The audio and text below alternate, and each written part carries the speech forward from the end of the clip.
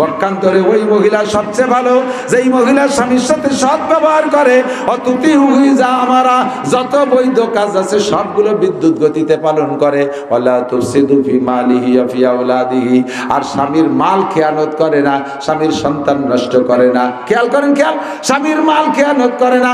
স্বামী বেচারা দেশ বিদেশ টোটো কইরা যান জীবনের বাজি রেখে কামাই করে বাড়ি টাকা পাঠায়, আর তুমি সেই টাকা নিয়ে Kashiani, Gopalganj, Khulna New Market, Dhaka New Market, Bashundhara City Market, যে মার্কেট করে করে তুমি বিদেশি স্বামীর বউ বলে তুমি একটা দাপটে ঘোরো। স্বামী বেচারা 10 বছর বিদেশ করে আসার পরে আবার সেই কিসেন বেচাই। স্বামী বিদেশে যাওয়ার সাথে সাথে এবার ছোট মোটো বাচ্চা কাচ্চা নিয়ে শহরে যে বাসা নেয়, আছে না একদম পাখির বাসায় তার বাড়ি সব, শ্বশুর বাড়ি, স্বামীর বাড়ি, কত জায়গাওয়ালা বাড়ি, এতে মজা হয় না। শহরে যে একটু 2 রুমের একটা বাসা নেবে, ওই জায়গা কি জন্য যাচ্ছ? কয় যে ছেলেমেয়ের লেখাপড়ার জন্য। ছেলেমেয়ের লেখাপড়া কি জন্য যাও? প্রতি গেলি তো খেপানে জন্মের খেপা। হ্যাঁ কব না তাই কি মেলা যায়, থাক ঠিক আছে করলাম না, যান যা কব না তাই কি, অবশ্যই কব। 1 নম্বরে শ্বশুর শাশুড়ির খেদমতের তারপর বিরক্ত হইয়া শ্বশুর শাশুড়ির মুখে ভাত দেয়া দেখতে পারে না। কতক্ষণ শ্বশুর শাশুড়ির মুখে ভাত দেখতে পারে না, শ্বশুর শাশুড়ির খেদমত করতে চায় না। এই জন্য আর এক শ্রেণী আছে চরিত্র খারাপ, গ্রামে থেকে চরিত্রের নষ্টামি করতে পারে না। এই জন্য শহরে যে বাসা নিয়ে সে জায়গায় নষ্টামি করে, এই উদ্দেশ্যে যায় ছেলে মেয়ের লেখাপড়া শিখে কতটা তালেবার বানায় আনছো। আমরা যারা গ্রামে থেকে এখনো পর্যন্ত চ্যালেঞ্জ করে বলবো, বাংলাদেশের সবচেয়ে বড় বড় প্রবীণ অফিসার যেগুলো খুঁজে দেখেন সবগুলো গ্রামের প্রাইমারি, গ্রামের হাই স্কুল, গ্রামের সাধারণ কলেজেতে পড়িয়ে বড় বড় হয়েছে। আর তাকে ছেলেবেলা ঢাকায় থেকে বড় জায়গা পড়িয়ে কয়েকদিন পর সন্ত্রাস, ডাকাত, লুচ্চ, বদমাশ, গুন্ডো, আসুচা, আপাও দুয়া, বেড়ার ফুটো, দাঁতে চাতা, আগে সোচা না, মুঠে পানি মনে না, দাঁড়াই মতে খাড়ায় খায় কি ইটে পায়খানা করে, আটাদের রাস্তায় দিয়ে চলে যায়, খালের মধ্যে একটা আবাল সাইজে বুঝে থাকে, পোল্ট্রির বাচ্চা হয়ে যায়। কতক্ষণ দেখবাম কিচ্ছু বোঝে না, ইন্টারন্যাশনাল আবাল ভুলে ভুলে টেবা হয়ে গেছে। আর আল্লাহর রহমতে স্টিল বডি, এই দিনে রাতে দৌড়তি তালে রয়েছি। আজে না বাপের সাথে হলো ক্লাস 5 পর্যন্ত হাল চড়ছি, পাইয়ে গেছি, কড়কড়িয়ে গেছি। রোদে জলে টিকে রং, পাকা কয় তাহারে, ছোটবেলায় কবিতা বলতে, রোদে জলে টিকে রং, পাকা কয় তাহারে। রোদ বৃষ্টি পুড়তে সব খাইতে গিয়ে বাপের সাথে কিছুক্ষণ বইনি রেছি খরার মধ্যে, টম করে বৃষ্টি এসে ভিজেই দিয়েছে। সেই বৃষ্টির পরে আবার খরা, তবুও বাড়ি যায়নি, পাইয়ে গেছে। আর ওগুলো ছায়া জায়গা থাকতে পোল্ট্রির বাচ্চা খালি বসে স্টাক করে। হ্যাঁ 10-12 বছরে বুলা পায়খানার দরজা খুঁজে পায় না, চশমা ছাড়া ঘর বেরি মারি দিছে, ঠিক না? সব বাসায় যে ছেলে মেয়েগুলোকে ধ্বংস করে দেয়, গ্রামে পালেন। আমার নবী মক্কা শহরে জন্ম হয়েছে, নবীর দাদা যান খাজা আব্দুল মুত্তালেব, নবীর চাচা যান খাজা আবু তালেব চিন্তা করলেন ভাতিজা এত সুন্দর, একে শহরে পরিবেশে বড় করলে এর দুনিয়া বসবে না, ওকে গ্রামের পরিবেশে বড় করতে হবে। তাই তায়েবে পাঠায় দিছে। নবী পাক তায়েব যায় গ্রাম্য পরিবেশের থেকে শরীর গঠন করে আসছে, সেখানে গ্রাম্য পোলাপানের সাথে খেলাধুলা করে সেখান থেকে শিখে আসছে। কতক্ষণ ওই মহিলা সবচেয়ে ভালো যেই মহিলা তার স্বামীর মাল খেয়ানত করে না। আপনারা তো জানেন না পুরুষরা কত পরিশ্রম করে। মহিলা রাতের বেলা কম্বল মুড়ি দিয়ে বাচ্চা নিয়ে ল্যাপ গায়ে দিয়ে ঘুমাইছেন, বাচ্চা কাচ্চা নিয়ে। আপনার স্বামী রাতটা ভর বাস চালায়, আর ট্রাক চালায়, গাড়ি চালায়, 2 পয়সার জন্য এদেশ থেকে ওদেশ কত যে পুরুষকে দেখলাম। ট্রাকের ড্রাইভার, বাসের ড্রাইভার রাস্তার পাশে পড়ে রয়েছে, অ্যাক্সিডেন্ট করে মরে রয়েছে। সেদিন হয়েছে ঘোষগাতি, আমাদের গোপালগঞ্জের ঘোষগাতি, টপাটপ করে কতগুলো সেই গাড়ি রাতের বেলা অ্যাক্সিডেন্ট করছে। ওর একটা গাড়ির ড্রাইভার কি মহিলা? একটা গাড়ির ড্রাইভার মহিলা? সব পুরুষরা সবাই কামাই করতে নামছে রাতের বেলা জীবনের ঝুঁকি নিয়া। তোমারে ভরণ পোষণ দেওয়ার জন্য এত পরিশ্রম করে, তারপরে বাজার কাটালি তোমার পছন্দ হয় না, ব্যাগটা ভিতরে স্বামীর মুখের পর ফিকে মারো। ওই সময় মনে হয় যেন আত্মহত্যা করি, কলিজার ভিতরে ছুরি ঢুকোই নেই, এমন কষ্ট পায়। তবু পুরুষ মানুষ বিদায় বটগাছের মতো ধৈর্য ধরে সবর করে থাকে, আবারও তোমার জন্য ইনকাম করে। তুমি এই মুহূর্তে স্বামী বাড়ি আসলে করবা কি? তার রেখে যাওয়া টাকাগুলো পাহারাদারি করবা, তার জায়গা জমি ঘর বাড়ি তার মাল আসবাব তুমি নাইট ডিউটি করবা, ডে নাইট 2 প্রকার ডিউটি করে হেফাজত করবা, একটা টাকাও নষ্ট করবা না। গোপনে গোপনে অনেক মহিলা আছে স্বামীর বাড়ির মাল চুরি করে বাপের বাড়ি পাঠায়, বাপরে তবলিগি পাঠায়, বাপরে হজে পাঠায়, উমরায় পাঠায়, স্বামীর টাকা দিয়া ভাই বোনরে আইএ বিএমএ বিসিএস পাস করায়, ভাই বোনের চাকরি দেয়, ভাই বোনরে বিয়ে দেয় স্বামীর বাড়ির টাকা দিয়া, অথচ দেওয়ার ননদের মুখে এক মুঠ ভাত দিতে রাজি না। আছে না? না তোমার মতো মহিলাকে হুজুর বলেন রয়তো উখরা মুআল্লাকাতাম বিয়াদাইহা, জাহান্নামের মধ্যে যে দেখে আসছেন এই মহিলাদের হাতে হ্যান্ডকাপ দিয়ে ঝুলানো রয়েছে। বিশ্বাস না হয় মিশকাত শরীফের ভিতরে আপনি দেখবেন, এই হাদিস মিশকাত শরীফে আছে মেরাজের বয়ানের মধ্যে, হুজুরকে আমি দেখলাম হাতে হ্যান্ডকাপ দিয়ে ঝুলানো। এরা কারা? ওয়াহিয়াল্লাতী তুফসিদু মালা যাওজিহা, জিবরাইল কয় এরা ওই সকল মহিলারা যারা স্বামীর মাল খেয়ানত করছে, নিজে নিজে পর্যাপ্ত প্রসাধনী পোশাক আশাক কিনে কিনে টাকা নষ্ট করছে, স্বামীর বাড়িতে জুত করে গোপনে চুরি করে টাকা বাপের বাড়ি ভাই বাড়ি পাঠাইছে।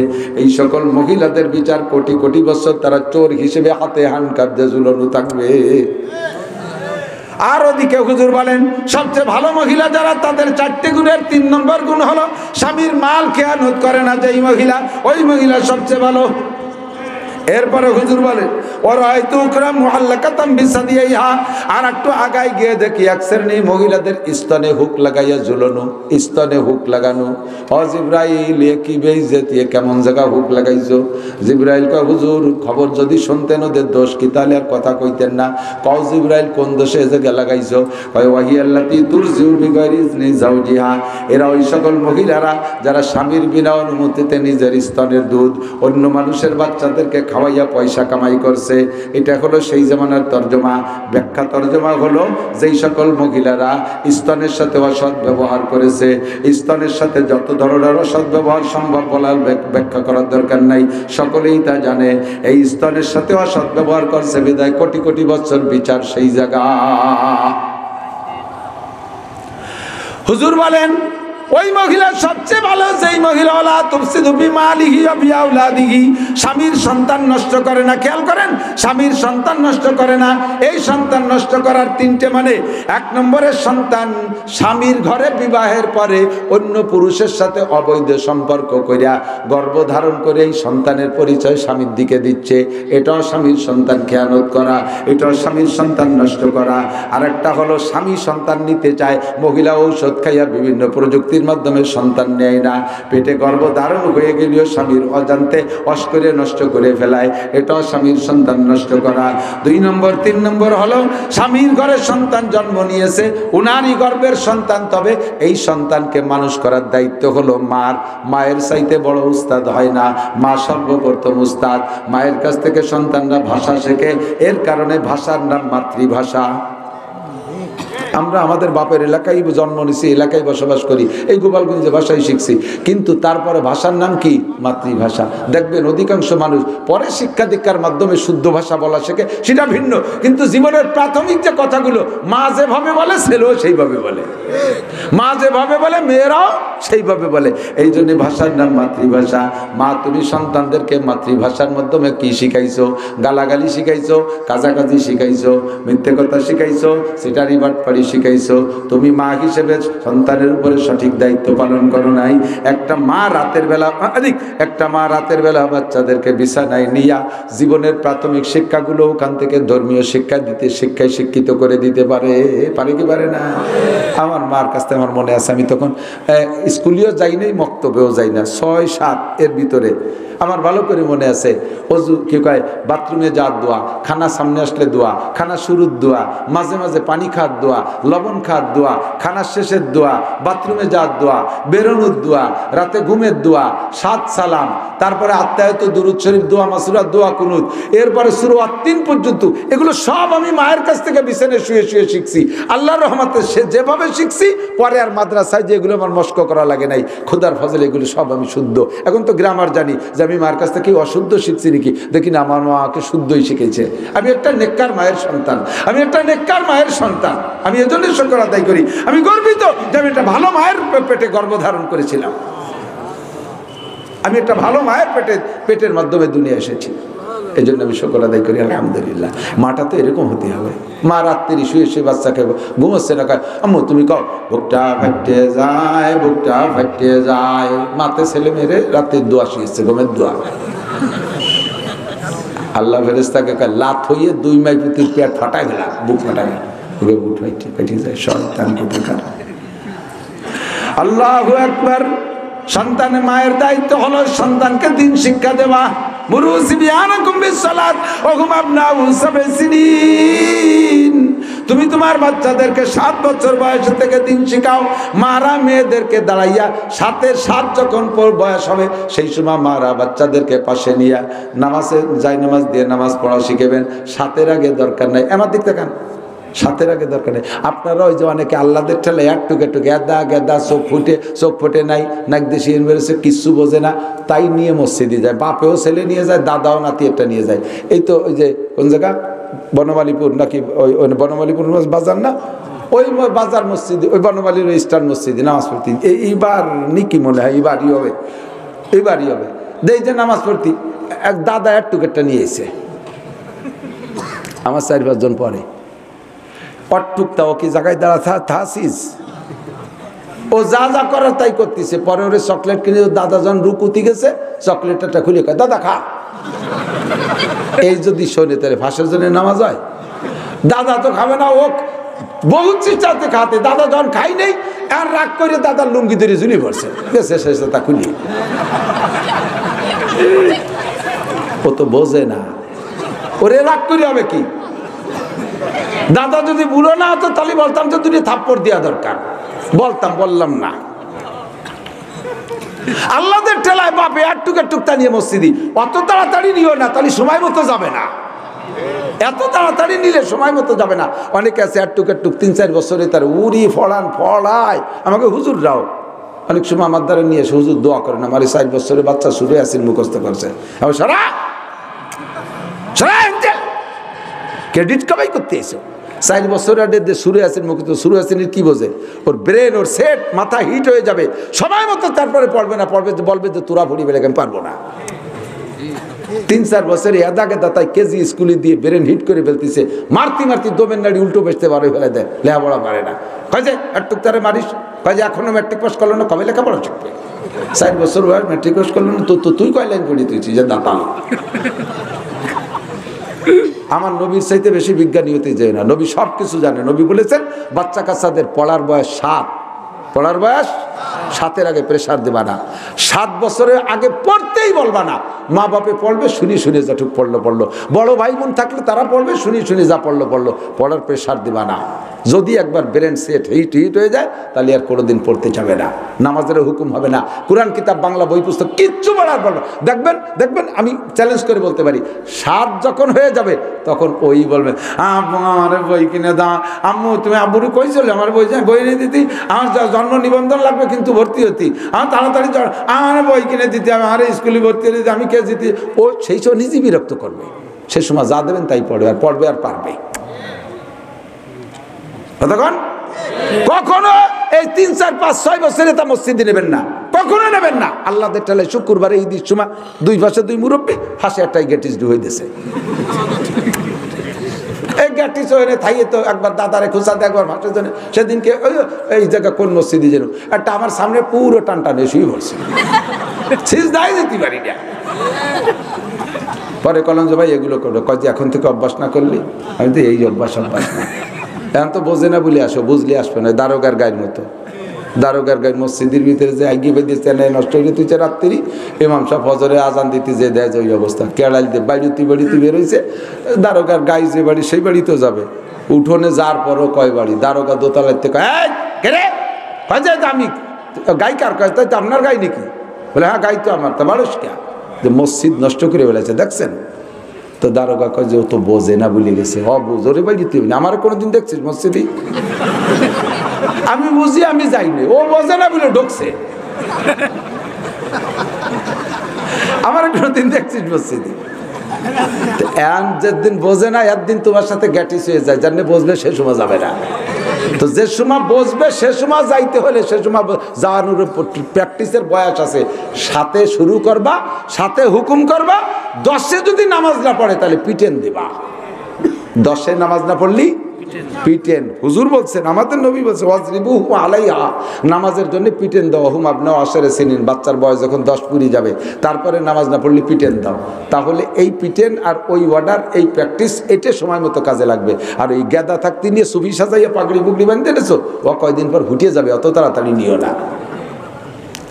বাচ্চা কাচ্চাদেরকে মা কোলের মধ্যে রেখে এগুলো শিক্ষা দেবে। অত্যন্ত দামি মাস শাবান মাস, এর চেয়ে বড় একটা দামি মাস, সমস্ত মাসের সেরা মাস, সৈয়দুশ শুহুর, মাসের নেতা মাস রমজান মাস। সামনে পিছনে আর একটা দামি মাস রেখে আসছি, রজব মাস। পরপর 7টি মাস একের পর এক দামি। তো পরপর 7 মাস দামি মাসের দ্বিতীয় মাস শাবান মাসের আজ 9 তারিখ, চাঁদের 9 তারিখ। দিন চলে গেছে 8 তারিখ, আরবিতে রাত আগে আসে, দিন পরে আসে, সেই হিসেবে 9 তারিখ।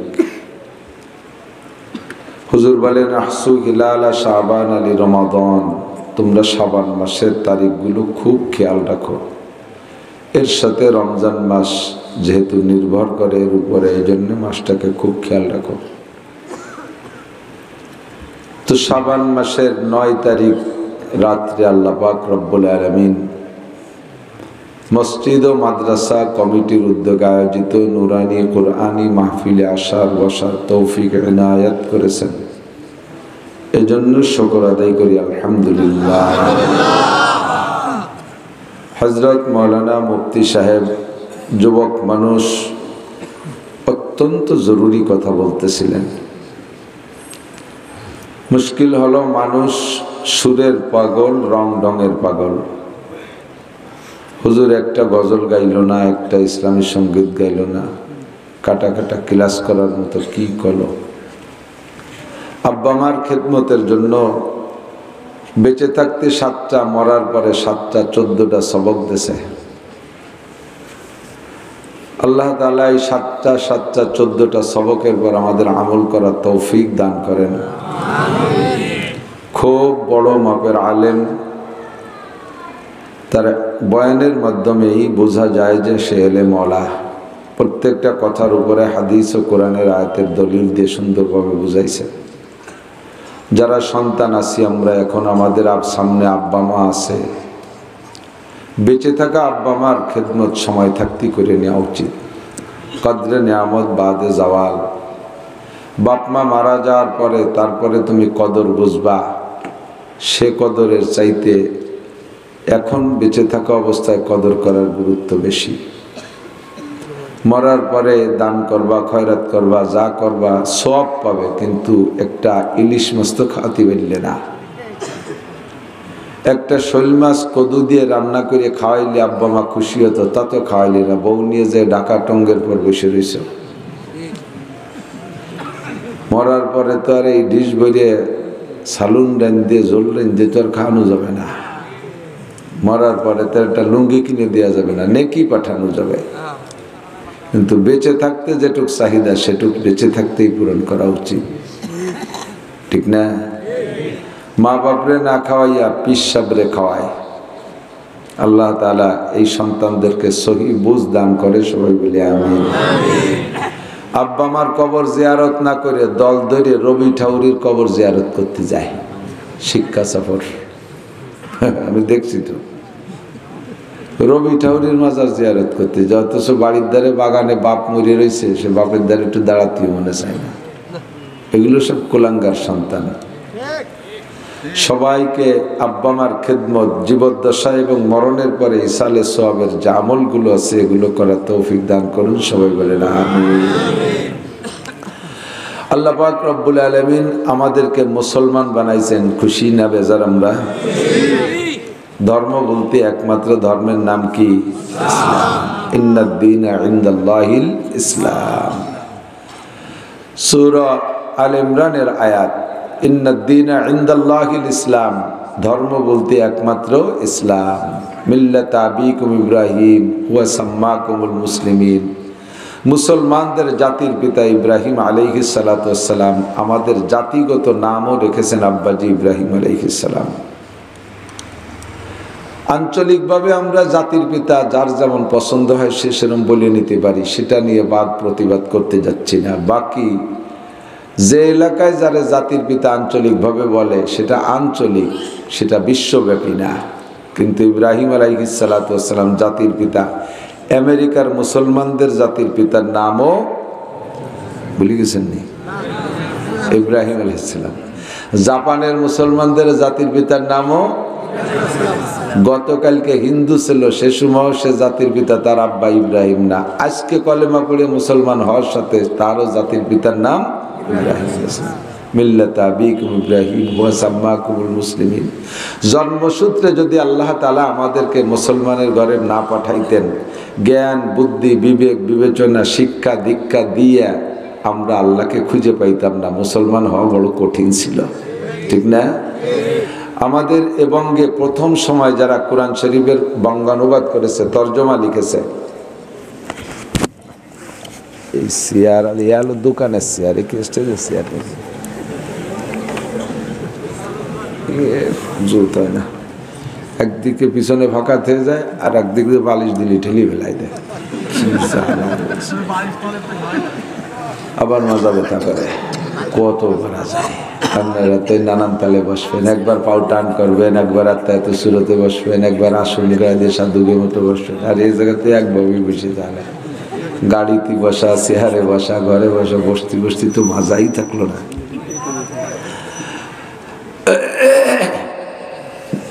প্রথম সময় যারা কোরআন শরীফের বঙ্গানুবাদ করেছে তার মধ্যে একেবারে প্রথম উনি তা না, প্রথম সময় যারা করেছে বাংলা অনুবাদ তার মধ্যে গিরিশচন্দ্র সেন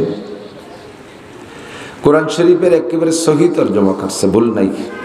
উলামায়ে কেরাম স্বীকৃতি দিয়েছে এটাকে, উলামায়ে কেরাম তাকরিজ করছে, সত্যায়িত করছে যে উনি সত্য তর্জমা করেছে।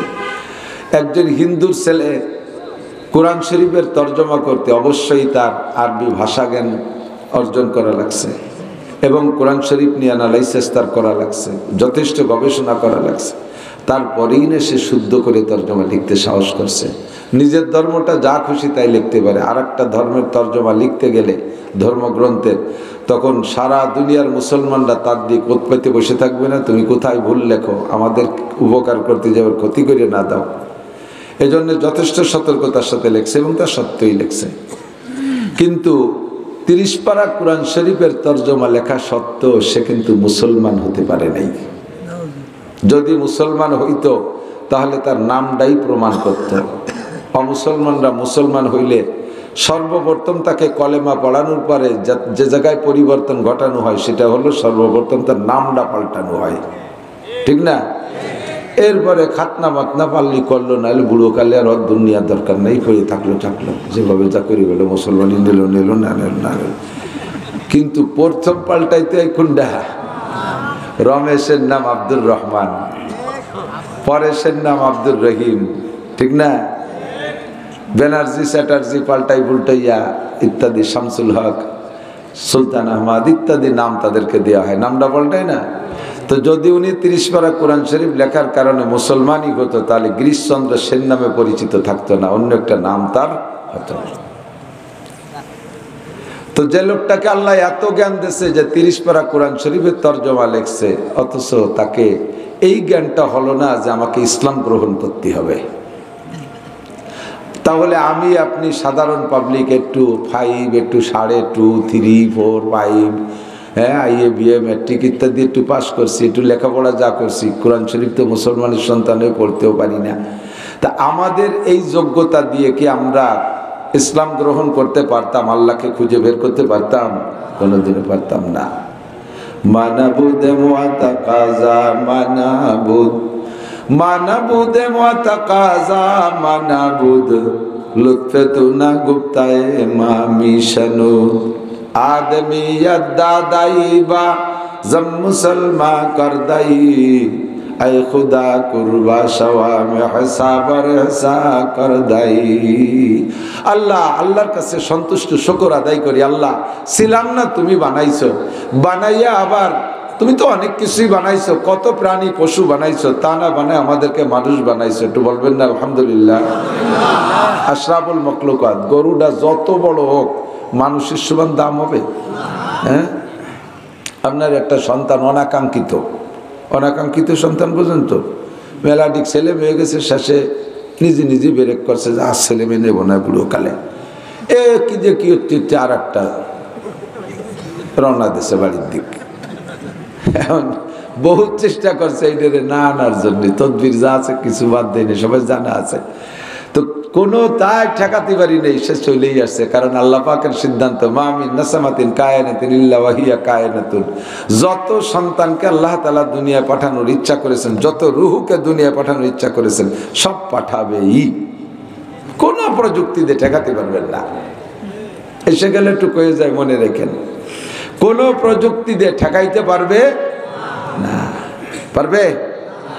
তোমার সব প্রযুক্তি, যেদিন সন্তান বাড়ি আসবে, তোমার ঘরে আসবে, সেদিন প্রযুক্তি কিচ্ছু হাতের মাথায় থাকবে না। বড়ি মড়ি যা খাওয়া রোজা তো যা আছে কিচ্ছু বাড়ি তালাশ করে পাবা না, কি দিয়ে করে ভুল হয়ে গেছে, হবেই হবে ওটা। আল্লাহ রসুল বলেন, মা মিন নাসামাতিন কায়নাতিন। যদি ঠেকাইতে পারতো তাহলে নমরুদ ইব্রাহিম আলাইহিস সালামের ঠেকাতে পারতো, ঠিক না? যদি ঠেকানো যেত মানুষের পারতো, তাহলে ফিরাউন মুসা আলাইহিস সালামের ঠেকাই দিত। জাদুকরদের কাছ থেকে শুনিয়ে আগের থেকে সকল প্রকার প্রস্তুতি গ্রহণ করেছে। আল্লাহ কয়, যে দুই বদমায়েশ আমার দুই দোস্তরে ঠেকাবি, ওই দুই বদমায়েশের বাড়ি ওই দুই দোস্তরে পাঠাবো। ওই দুই বদমায়েশের বাড়ি ওই দুই দোস্তরে পাঠাবো। আস্তে আস্তে সে ইব্রাহিম আলাইহিস সালাম, নমরুদের স্বরাষ্ট্রমন্ত্রী আজর, যেই আজরের অর্ডারে হাজার হাজার পুত্র সন্তান শিশু বাচ্চাকে জবাই করা হয়েছে, আল্লাহ কয় সেই শত্রু, তোদের শত্রুরে তোদের ঘরে পাঠায়, আজরের ছেলে ইব্রাহিম আলাইহিস সালাম। বলেন না সুবহানাল্লাহ? আল্লাহ তো মা মিন নাসামাতিন কায়নাতিন ইল্লা ওয়াহিয়া কায়নাতুন। যত রুহু আল্লাহ পাঠাবে দুনিয়ায় সব পাঠাবেই। তবে আপনার নামে বরাদ্দ ছিল, আপনি নেবেন না। বরাদ্দ ছিল আপনার নামে, আপনি নিলেন না, আল্লাহ তাআলা ওই রুহুকে আরেক বাড়ি পাঠাই দেবে। এই ছেলেরা, এই যুবকরা কথা কইছে, এই কথা কই না, কথা কইলি বুঝবো যে তোমার মারা ভালো না। তোমাকে মা যদি ভালো হয় চুপ করে বসবা। এই মাহফিল শুনতে এসে মাকে শক্ত শুনে না।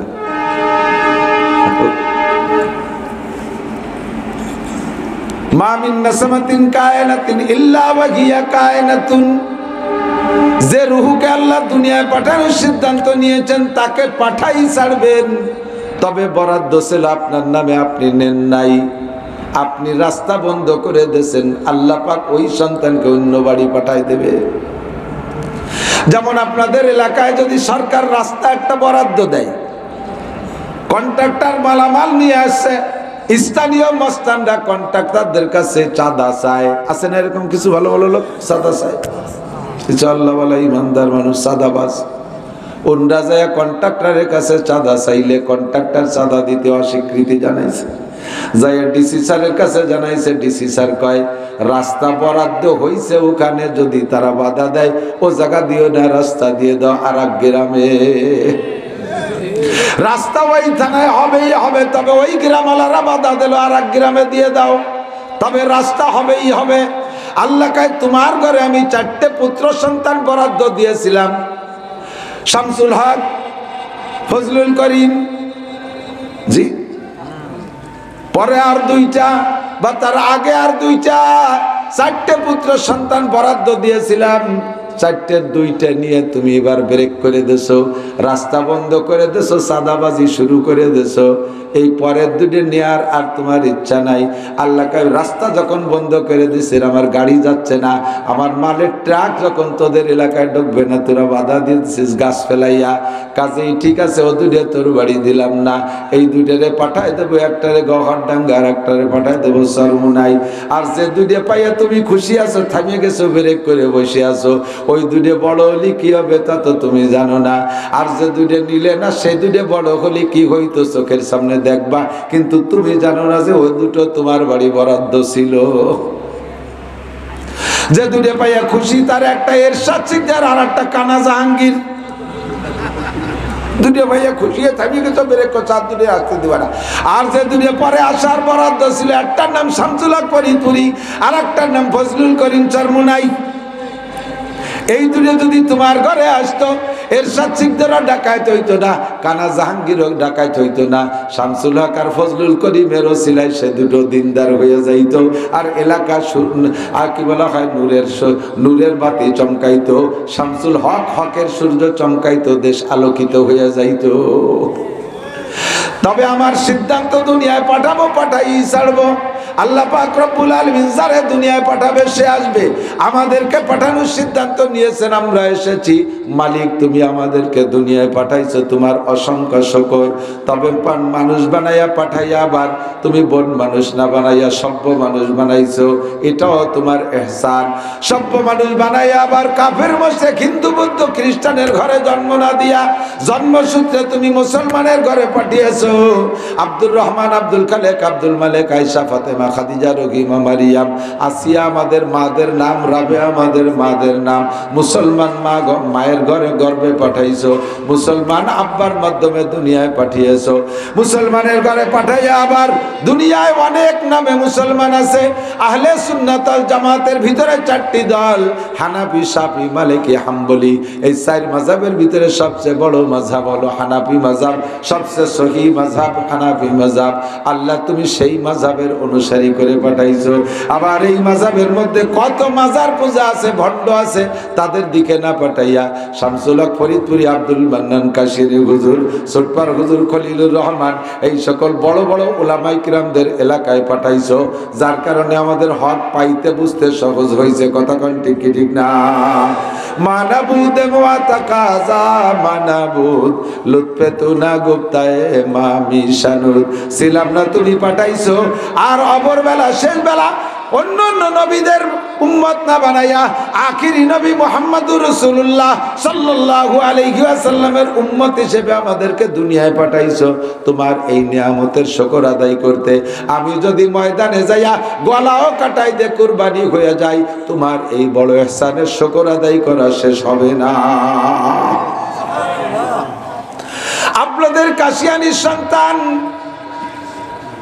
বাটুই দুবার হুজুর হযরত মাওলানা আব্দুল মান্নান কাশিয়ানি, মুজাহিদে আজম আল্লামা শামসুল হক ফরিদপুরি রহমাতুল্লাহ আলাইহির জামাতা, আমার প্রাণ প্রিয় শাইখুল হাদিস গহরডাঙ্গা মাদ্রাসার আমার বুখারী শরীফের উস্তাদ, প্রাণ প্রিয় উস্তাদ হুজুরকে ক্লাসের মধ্যে একদিন জিজ্ঞেস করলাম, বললাম হুজুর আল্লাহ আমাদেরকে এই দুনিয়ায় শেষে পাঠাইতো হাতে ধরে ঠকাইছে। আমরা যদি রসুলের জামানায় জন্ম নিতাম, আমরা সাহাবা হইতাম, আবু বকর, উমর, উসমান, আলী, তালহা, জুবায়ের, বিলাল, আম্মার, সুহাইব যেমন সাহাবা হয়েছে, আমরা এরকম সাহাবা হইতাম। আমাদেরকে আল্লাহ শেষ বেলা 1400 বছর পরে আরো বাটাতি বাটাতি কত দূর, 6000 মাইল দূরে বাংলাদেশে পাঠাইছে, যার সাইজ বাইশে চতুর্দিক দিয়ে খালি ঠাউর আর হিন্দু আর সাধুরা, এর মধ্যে পাঠাইছে, আমাকে হাতে ধরে ঠকাইছে। আল্লাহ মক্কা মদিনায় পাঠাইলে আমরা মুসলমান হইতাম, নবীর জামানায় পাঠাইলে আমরা সাহাবা হইতাম। হুজুর আল্লাহ এরকম ঠকাইলেন কেন? হুজুর কয় মিয়া, রসুলের জামানায় যারা ছিলেন, রসুলের উপস্থিতিতে সবাই তো আর আবু বকর না, সবাই তো আর ওমর, উসমান, আলী, তালহা, জুবায়ের না। ও জায়গা তো রসুলের সামনে বসে বয়ান শোনার পরও সে সময় আবু জাহেল, আবু লাহাব, উতবা, সাইবা, ওয়ালিদ ইবনে মুগিরা কাফেররা ছিল কি ছিল না? রসুলের বয়ান আবু বকর, উমর, উসমান, আলী যত শুনছে, আবু জাহেল তার চেয়ে একটু কম শোনে নাই। কথা কন? রসুলের সামনে বয়ান শুনে তারা কাফের রয়ে গেছে। আর তোমারে 1500 বছর পরে পাঠাই আব্দুল কাদের, আব্দুল গনি, আব্দুল খালেক, আব্দুল মালেক, আব্দুল ওয়াহাব, এই সমস্ত আল্লাহওয়ালা মুসলমানদের ঘরে পাঠাইছে। তোমার কলেমা পড়তে কোনো বেগ পাইতে হয় নাই। জন্মের পরে গোসল করায় তোমার আব্বা ডাইন কানে আজান, বাম কানে ইকামত দিয়া আল্লাহ আল্লাহ রসুলের সাথে পরিচয় করায় দিয়েছে। তুমি সেই থেকে মুসলমান। একটু যখন ধীরে ধীরে কথা বলা শিখছি, মুসলমান মা আব্বা সন্তানদেরকে আব্বা মা শিখানোর আগে মুখে আল্লাহ বলা শিখায়। ঠিক না? এই জন্য আমরা মুসলমান হইতে সহজ হয়েছে, আমাদের জন্য সুযোগ হয়েছে, সুবিধা হয়েছে। হুজুর বললেন, মিয়া বলো রসুলের জামানায় মুসলমান বেশি ছিল না কাফের বেশি ছিল? আমি বললাম, হুজুর কাফেরই তো বেশি ছিল, মুসলমান ছিল মাত্র 1.25 লক্ষ। হুজুর কয়, তুমি কি 1.25 লক্ষ মুসলমানদের কাতারে দাঁড়াইতে নাকি কোটি কোটি কাফেরদের কাতারে দাঁড়াইতে? তার ঠিক ছিল কি? কাজেই আল্লাহ তোমারে শেষ বেলা পাঠাইয়ে তোমারে জিতেইছে, ঠগাই না। ঠিক না? আমি গর্বিত নাম অর্জন করেছি, আমার নাম মুসলমান। বলেন কি নাম? যার যে নাম আছে সে নাম থাক, আমার গর্বিত নামের নামটা কি? আপনি কি? আপনি কি? আপনি কি? গর্বিত অনেক নাম কইয়া স্লোগান দেয়, কিছু কিছু কইতে গেলে বমি আসে, তা কোয়ারও কায়দা নেই। আমি কে তুমি কে? কিছুদিন আগে শুনছি রাজাকার রাজাকার, এ কথি বলি বাড়ি দাম বাড়িয়ে গেছে। আমি কে তুমি কে বললে বলবেন মুসলমান মুসলমান। আমি কে? তুমি কে? ইন্নাদ-দীনা ইনদাল্লাহিল ইসলাম মিল্লাত আবিকুম ইব্রাহিম ওয়া সাম্মাকুমুল মুসলিমিন। এই মুসলমান নামটা বড় দামি নাম। ইসলাম ধর্মটা আল্লাহ পাকের কাছে একমাত্র প্রিয় ধর্ম। বিদায় হজের সময় নবী পাক সাল্লাল্লাহু আলাইহি ওয়াসাল্লাম খুতবা দিচ্ছিলেন আরাফাতের ময়দানে উঠে পিঠে বৈশা। আসরের পরে আল্লাহ পাক রব্বুল আলামিন নবী পাকের কাছে একটা আয়াত নাযিল করলেন, আল-ইয়াওমা আকমালতু লাকুম দীনাকুম ওয়া আতমামতু আলাইকুম নি'মাতি ওয়া রাদিতু লাকুমুল ইসলাম দীনা। তো বলেন না সুবহানাল্লাহ। তোমাদের জন্য আমি ইসলাম ধর্ম মনোনীত করেছি, এইটা আমার বড় পছন্দের ধর্ম, আর কোন ধর্ম নয়। এবার ইসলাম ধর্ম দিয়ে আল্লাহ পাক আমাদেরকে ওয়াজ করেন। আমার দিক তাকান, আল্লাহ পাক বলেন, ইয়া আইয়ুহাল্লাযীনা আমানু, হে আমার অন্ধ জগতের অটল বিশ্বাসী পাগলরা, তোমরা যারা দুনিয়ায় বসে আল্লাহকে দেখো নাই, দুনিয়ার নাম হলো অন্ধ জগৎ। এ জায়গা বসে আখিরাতের কিচ্ছু দেখা যায়? কতক্ষণ যায়? গভীর অন্ধকারে ঘরের মধ্যে বন্দী থাকলে, লাইট বাতি না থাকলে যেমন ঘরের মধ্যে কিছু দেখা যায় না, নিজের হাত কানও দেখা যায় না, নিজের অঙ্গ প্রত্যঙ্গ দেখা যায় না, শুধু অনুভব করা যায়। অন্ধকারের মধ্যে যেমন কিছু দেখা যায় না, আমরা দুনিয়ায় আছি, অন্ধকারের মধ্যে আছি, আখিরাতের কিচ্ছু দেখা যায় না। দুনিয়ায় বসে আল্লাহকে দেখা যায় না, যায় আল্লাহকে যায়।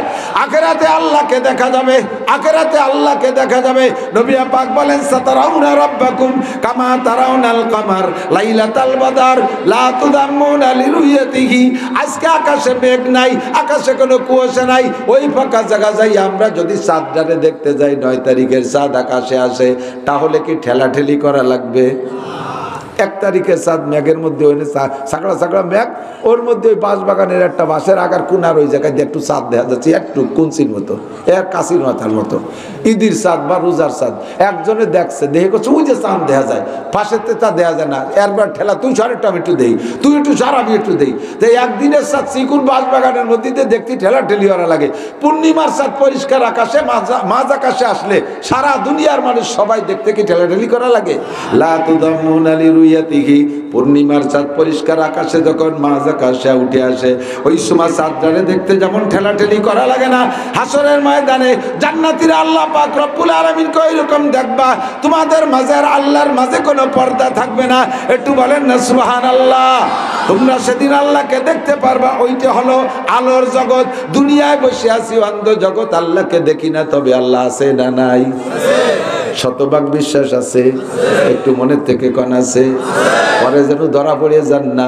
যারা আল্লাহকে শতভাগ বিশ্বাস করে, ওই লোকটা জীবনে কোনোদিন নামাজ কাজা করে না। যারা নামাজ কাজা করে তারা মুখে বলে শতভাগ বিশ্বাস করি, অরিজিনাল অন্তরে বিশ্বাস নাই। জান্নাত আছে না নাই? অন্তরের থেকে বলেন আছে। জান্নাতের নিয়ামত শুনলে আপনি পাগল হয়ে যাবেন। জান্নাতীরা যেদিন প্রথম জান্নাতে যাবে, এক একজন জান্নাতি পুরুষকে আল্লাহ 72 জন করে স্ত্রী দান করবে। সুবহানাল্লাহ, সুর ভালো না, কম হয়ে গেছে। পরে এক মাসে 1000 করে বিয়ে করবেন। এখনো বরণ পরে নাই, পরের মাসে আর 1000। এই বাসা লাগে কম হয়ে যাচ্ছে।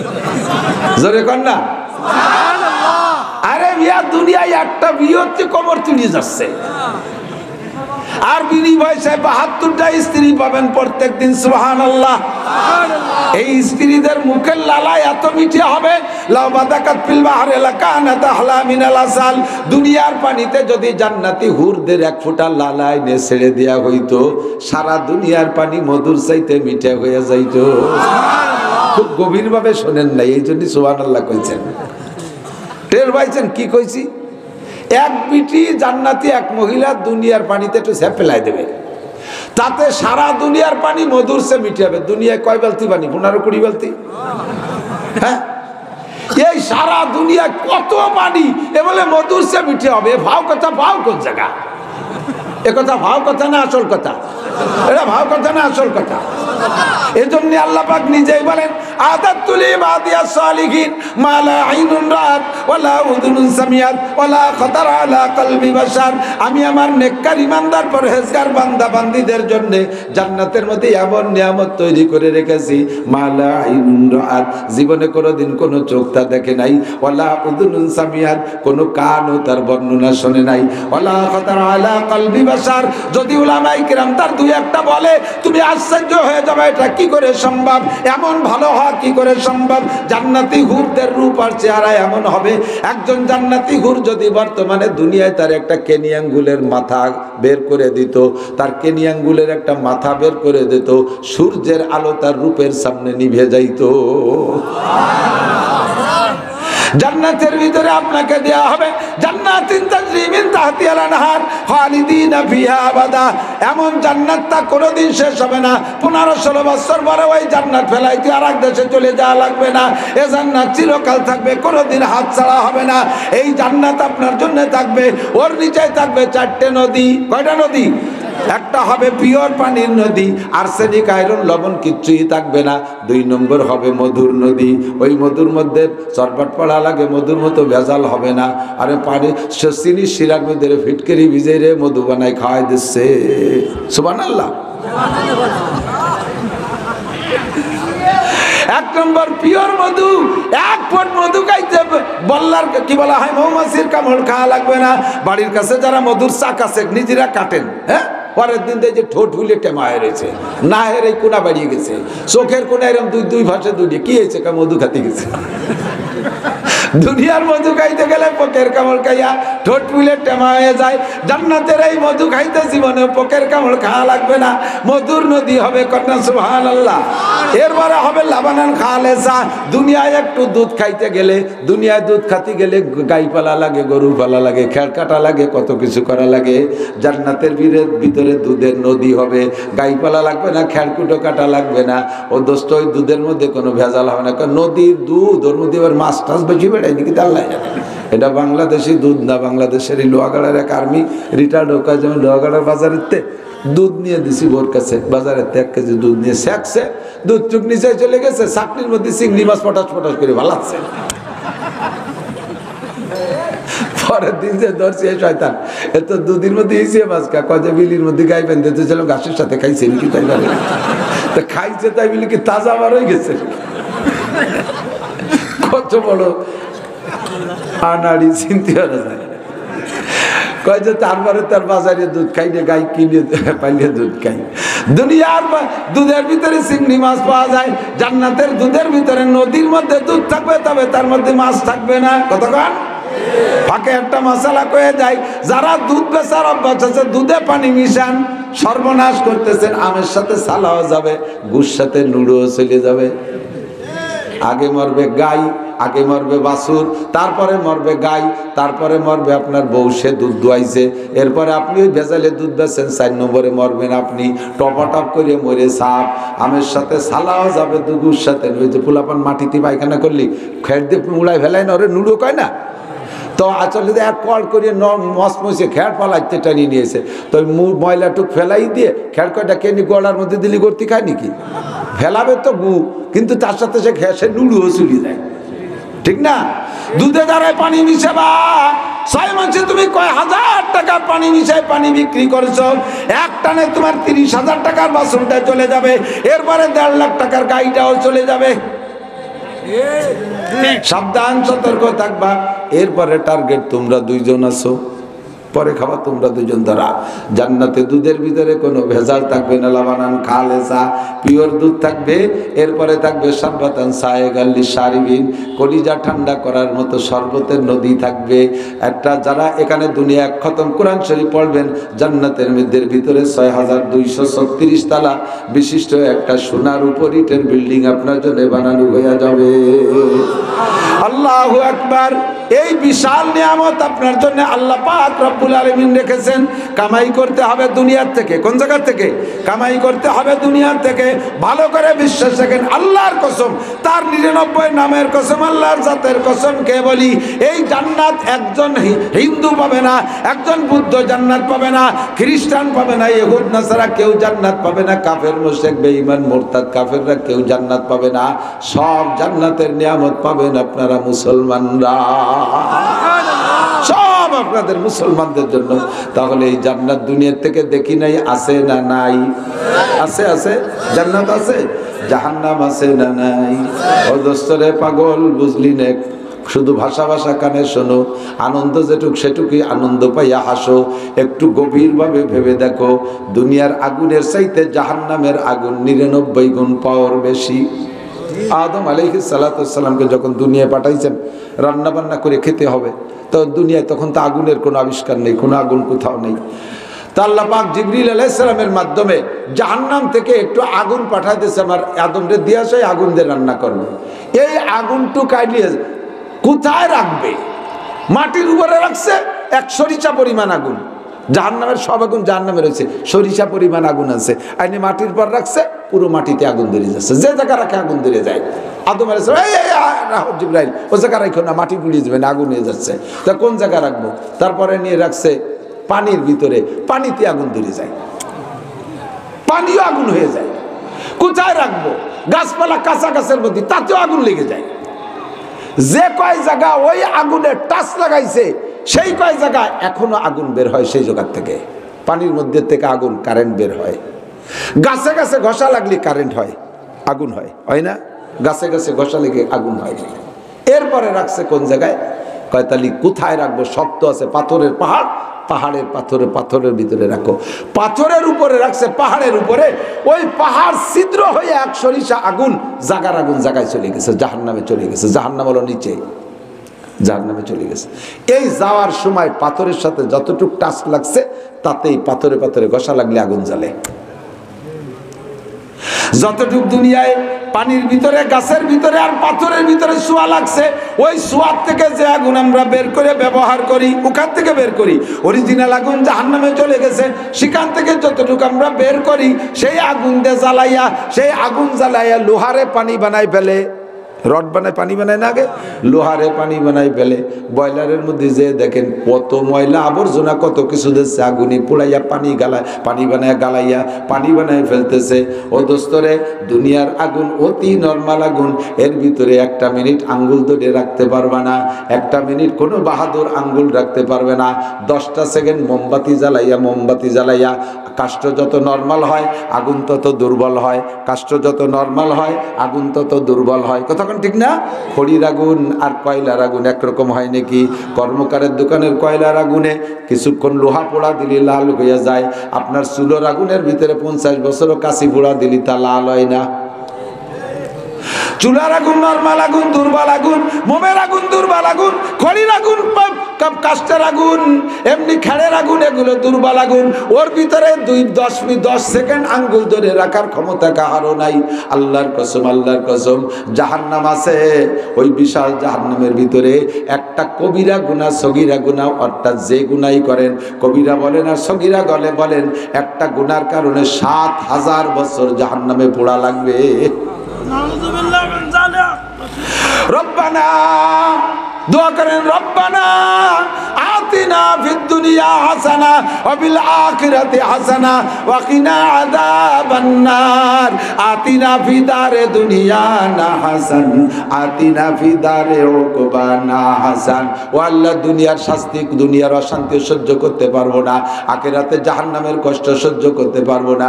তুমি আমাদেরকে জাহান্নামের আগুন থেকে বাঁচাইয়া দাও, একটু কন্যা আমিন। এই জাহান্নামকে দেখি নাই, বিশ্বাস করি। জাহান্নামকে দেখি নাই, বিশ্বাস করি। আছে না নাই? নবী পাক বলেন মারারতু লাইলাতা উসরিয়া বিবি কওমিন বুতুলুহুম কাল বুয়ুত, আমি মেরাজে যাইয়া সরাসরি জাহান্নাম দেখে আসছি। 7টা জাহান্নাম আর 8টা জান্নাত। নবী আলাইহিস সালামকে জিবরাইল সাথে নিয়ে এই 28 7 15টা সব জায়গা একেবারে রন্দে রন্দে গলিতে গলিতে ঘুরে ঘুরে দেখাইছে। হুজুরকে জাহান্নামের মধ্যে এক জায়গা যেয়ে দেখি ওই জায়গার মানুষের পেট বিশাল বিশাল গোডাউনের মতো, মানুষের বুড়ি। কাল বুয়ুত, বাইতুন মানে ঘর, তার বহু বছর বুয়ুত। এক একজন মানুষের পেট অনেক ঘরের সমান, মানুষের চাইতে বুড়ি বড়। এই পেটটা খালি না, পেটগুলো খালি না, ফিহাল হাইয়াত, পেট ভরা সাপ আর সাপ। একটু কাঁপতেছে না মানুষ, পেট ভরা সাপ, পেট ভরা এ সাপ নীরবে চুপ করে বসে নাই, পেটের মধ্যে থাইকা যায় যে বারবার কলিজায় কামড় দিচ্ছে, বারবার কলিজায় কামড় দিচ্ছে। আর ওই লোকটা এক একটা সাপের কামড়ে চিৎকার মারে শত শত হাত লাফ দিয়ে উঠতেছে, আবার লাফ দিয়ে তো বেরোয় যেতে পারছে না, আগুনের ভিতরে পড়তেছে, আবার সাপে কামড়াইতে আছে, চিৎকার মারতেছে, সব সাপে তার কলিজায় কামড়াইতেছে, চিৎকার মারতেছে আর বলতেছে রব্বানা আখরিজনা মিনহা ফাইন উদনা ফাইন্না জালিমুন। আল্লাহ আর একটা বার তুমি দুনিয়ায় পাঠায় দাও, যে অন্যায়ের কারণে এই শাস্তি হচ্ছে, এই অন্যায় যদি আবার করি তাহলে জালেম সাব্যস্ত করে যে বিচার করবা, কোনোদিন আর কোনো দরখাস্ত আবেদন করব না। রব্বানা আখরিজনা মিনহা রব্বানা আবসারনা ওয়া সামি'না ফারজিনা না'মাল সালিহান ইন্না মুকিনুন। দুনিয়ায় থাকতে বিশ্বাস করি নাই, বুঝি নাই, এখন তো সব দেখতেছি, সব উপভোগ করতেছি। ফারজিনা ফারজিনা, আরেকটা বার দুনিয়ায় পাঠায় দাও, না'মাল সালিহান, সব নেক কাম করে আসবো। আল্লাহ পাক রব্বুল আলামিন বলবেন ইকসাউ ফিহা ওয়া লা তুকাল্লিমুন। একবার বললে আল্লাহ একবার জবাব দেবে না, 70 লক্ষ বছর পর্যন্ত চিল্লাইবেন একটা কথা বলিয়া, আর একটা বার দুনিয়ায় পাঠায় দাও, আর একটা বার দুনিয়ায় পাঠায় দাও, আর একটা বার দুনিয়ায় পাঠায় দাও। যে অন্যায়ের কারণে অ্যারেস্ট হয়েছে এই অন্যায় আর কোনোদিন করব না। 70 লক্ষ বছরের মধ্যে আল্লাহ কোনো জবাব দিবে না। 70 লক্ষ, যুবক বিশ্বাস কর, পাগলামি করিস না। আল্লাহ নবী বলেন 70 লক্ষ বছর পর আল্লাহ একটা জবাব দিবেন, জবাবটা আপনার পজিটিভ না, জবাব দেখেন দেবে নেগেটিভ জবাব। আল্লাহ বলবেন ইকসাউ ইকসাউ, পড়ে থাক, কথা হবে না। ওয়ালা তুকাল্লিমুন, আমার সাথে আর কোনোদিন কথা বলবি না। ওয়ালা তুকাল্লিমুনি, আমার সাথে কথা বলবি না। ইকসাউ, পড়ে থাক। আলাম ইয়াতিকুম নাযির, তোদের কাছে কি এই সব বিষয় বলার জন্য আমার বক্তারা যায় নাই? নাযির মানে ভীতি প্রদর্শক, এই ভয়ের কথাগুলো বলার জন্য কি বক্তারা যায় নাই? নবী রাসূলরা কি যায় নাই? তাবলীগওয়ালারা কি যায় নাই? জুমার দিন কি ইমাম সাহেব বয়ানের মধ্যে বলে নাই? গলা ফটায় ফটায় চিল্লাইয়া উলামায়ে কিরাম কি তোদের কাছে বলে নাই? আলাম ইয়াতিকুম নাযির, তোদের কাছে কি কোনো ভীতি প্রদর্শক যায় নাই? আল্লাহর সামনে বসে তো ওরা স্বীকার করতে পারবেন না, সেই দিন স্বীকার করবেন ক্বালু বালা কদ জাআনা নাযির, জি আল্লাহ আমাদের কাছে এসেছিল বক্তারা। ফাকাদ্দাবনা ওয়া কুলনা মা নাযালাল্লাহু মিন শাই, আমরা বলতাম এগুলো আল্লাহর কথা না, সব মিথ্যে কথা। মৌলবীরা ঘরে বসে বসে বানাই বানাই ফাও কথা কয়, এইগুলি সব কথাকে অস্বীকার করতাম। আল্লাহ তুমি আর একটা বার সুযোগ দাও, এই কথাগুলো আর কোনোদিন বলবো না। আবার চিল্লানো শুরু হবে, 70 লক্ষ বছর চিল্লানোর পরে আবারও বলবে ইকসাউ ফিহা ওয়া লা তুকাল্লিমুন, পড়ে থাক, কোনো কথা হবে না। ও দোস্ত, জিজ্ঞেস করলেন নবী পাক জিবরাইলকে, ভাই জিবরাইল এই লোকগুলো চিল্লাইতেছে, আল্লাহ তো একটা জবাব তাদেরকে দিলে পারে। জিবরাইলকে হুজুর আইজো না কাইলো না, 70 লক্ষ বছর পরে এই জবাব হবে। হুজুর শুনিয়া রহমাতে আলম নবী উম্মতের প্রতি তো দরদি, হুজুর বলেন জিবরাইল রে, কোন অন্যায়ের কারণে আমার উম্মতের এই শাস্তি হচ্ছে একটু কও। জিবরাইল কয় হাউলাই আকিলাতুর রিবা, এরা হলো আপনার উম্মতের সুদখোর উম্মত। সুদ নিজে খাওয়াইছে, মানুষকে খাওয়া শিখাইছে, সুদের প্রচলন দিয়েছে, সুদের প্রতিষ্ঠান করেছে, সুদের প্রতিষ্ঠানে চাকরি করেছে, সুদের জন্য মানুষকে গাছ করেছে, তশকিল করেছে, বাড়ি বাড়ি যেয়ে যে মানুষকে সুদে টাকা লেনদেনের জন্য তার পক্ষে কথা বলেছে। এই সুদে কারবারের প্রণেতা যে, সুদে কারবারের প্রণেতা যে, সারা দুনিয়ায় সুদের কারবারে যে যত গুনাহ হবে প্রণেতার আমল নামায় সম্পূর্ণ গুনাহ জমা হবে। তাই বলে আপনারা ব্যক্তিগত পার্সোনাল পার্ট পিস পিস করে বাদ যাবেন, আপনারা বেঁচে যাবেন তা না। যার যার গুনাহ সে তো ভুগবেনই, আর সমস্ত গুনাহ গুড়ায় গুড়ায় যাইয়ে মুরব্বীর আমল নামায় জমা হবে। কে মুরব্বী সেদিন বোঝা যাবে, এখন তো বলা যায় না। মুরব্বীর নাম কলি, বাসুরির নাম কলি কি যেন কয় না মানসি, তো বাসুরির নাম কলি তাই হয়, কোন মুরব্বীর নামই বলার কায়দা নাই। তবে মুরব্বিকিরা ফাসাও বা তারা ইদান কাশাবাল গুবার আবার শুনতা হাতা রিজলিকা আমি হেমারো দুনিয়ায় বসে ঝগড়া করতেছ তোমরা জিতে আসো আমরা পিছে গেছি অন্ধকার কেটে গেলে প্রমাণ হবে কে ঘোড়ার পিঠে বসা কে গাধার পিঠে বসা অন্ধকার কেটে গেলে বোঝা যাবে মর্দমারা সর্বসর দর খাবেদা গস্তে বেদারা কেউ রতাস জাহা দুনিয়ায় যতক্ষণ আছো ঘুমিয়ে আসো কবরে গেলে ঘুম ভাঙবে দোস্ত সব দেখতে পারবা ঠিক কিনা এই লোকগুলো কারা যাদের পেট ভরা সাপ এরা হলো সুদখোর সুদদাতা প্রত্যেক 100 পয়সায় 1 টাকা টাকায় 100 করে সাপ হইছে টাকায় 100 করে সাপ হইছে আর এই লোকগুলোর গুনার আরো কারণ আছে এই শাস্তির আরো কারণ আর রিবা সাবুনা জুজআ নবী পাক বলেন সুদের মধ্যে 70টা স্তর আছে 70 প্রকারের গুনাহ 1 নম্বর গুনাহ হলো হারবুম বিল্লাহি ওয়া রাসূলিহি আল্লাহ রাসূলের সাথে যুদ্ধ করার গুনাহ আল্লাহর সাথে যুদ্ধ করা বৈধ না অবৈধ কথা কোন বৈধ না অবৈধ নবী পাকের বিপক্ষে যুদ্ধ করা বৈধ না অবৈধ আল্লাহ রাসূলের সাথে যুদ্ধ করে কেউ টেকে নাই নমরুদ হারছে ইব্রাহিম আলাইহিস সালামের সাথে যুদ্ধ কইরা ফিরাউন ঠকছে মুসা আলাইহিস সালামের সাথে যুদ্ধ কইরা কারুন ঠকছে মুসা নবীর সাথে যুদ্ধ করে হ্যাঁ হামান ঠকছে মুসা নবীর সাথে যুদ্ধ করে কথা বলেন ঠিক না হুদ আলাইহিস সালামের সাথে যুদ্ধ করে সাদ্দাত তার জান্নাতের গেটে ধ্বংস হয়ে গেছে আরে আবু জাহেল আবু লাহাব উতবা সাইবা বড় বড় ধামড়াগুলো আমার নবীর সাথে বেয়াদবি করে যুদ্ধ করে ধ্বংস হয়ে গেছে কেউ টিকতে পারে নাই আর তুমি সুদে কারবার করে আল্লাহ রাসূলের সাথে যুদ্ধ করে জিতবা বাংলা জমিনে ধ্বংস হয়ে যাবা মাটির নিচে গাড়ি যাবা পুঁতে যাবা এক কদম মাথা উঠে তাকাইতে পারবা না ইন্না বাচ্চা রাব্বিকাল শাদীদ আরে এখন ক্ষমতা আছে ঝাঁকি মারতেছো আল্লাহ যারে ধরে আল্লাহর হাত থেকে ছুটতে পারে না ইন্না বাচ্চা রাব্বিকাল শাদীদ তোর রবের ধরা বড় কঠিন কথা কোন ঠিক না আল্লাহ কয় সানাস্তাদ্রিজুহুম মিন হাইসু লা ইয়ালামুন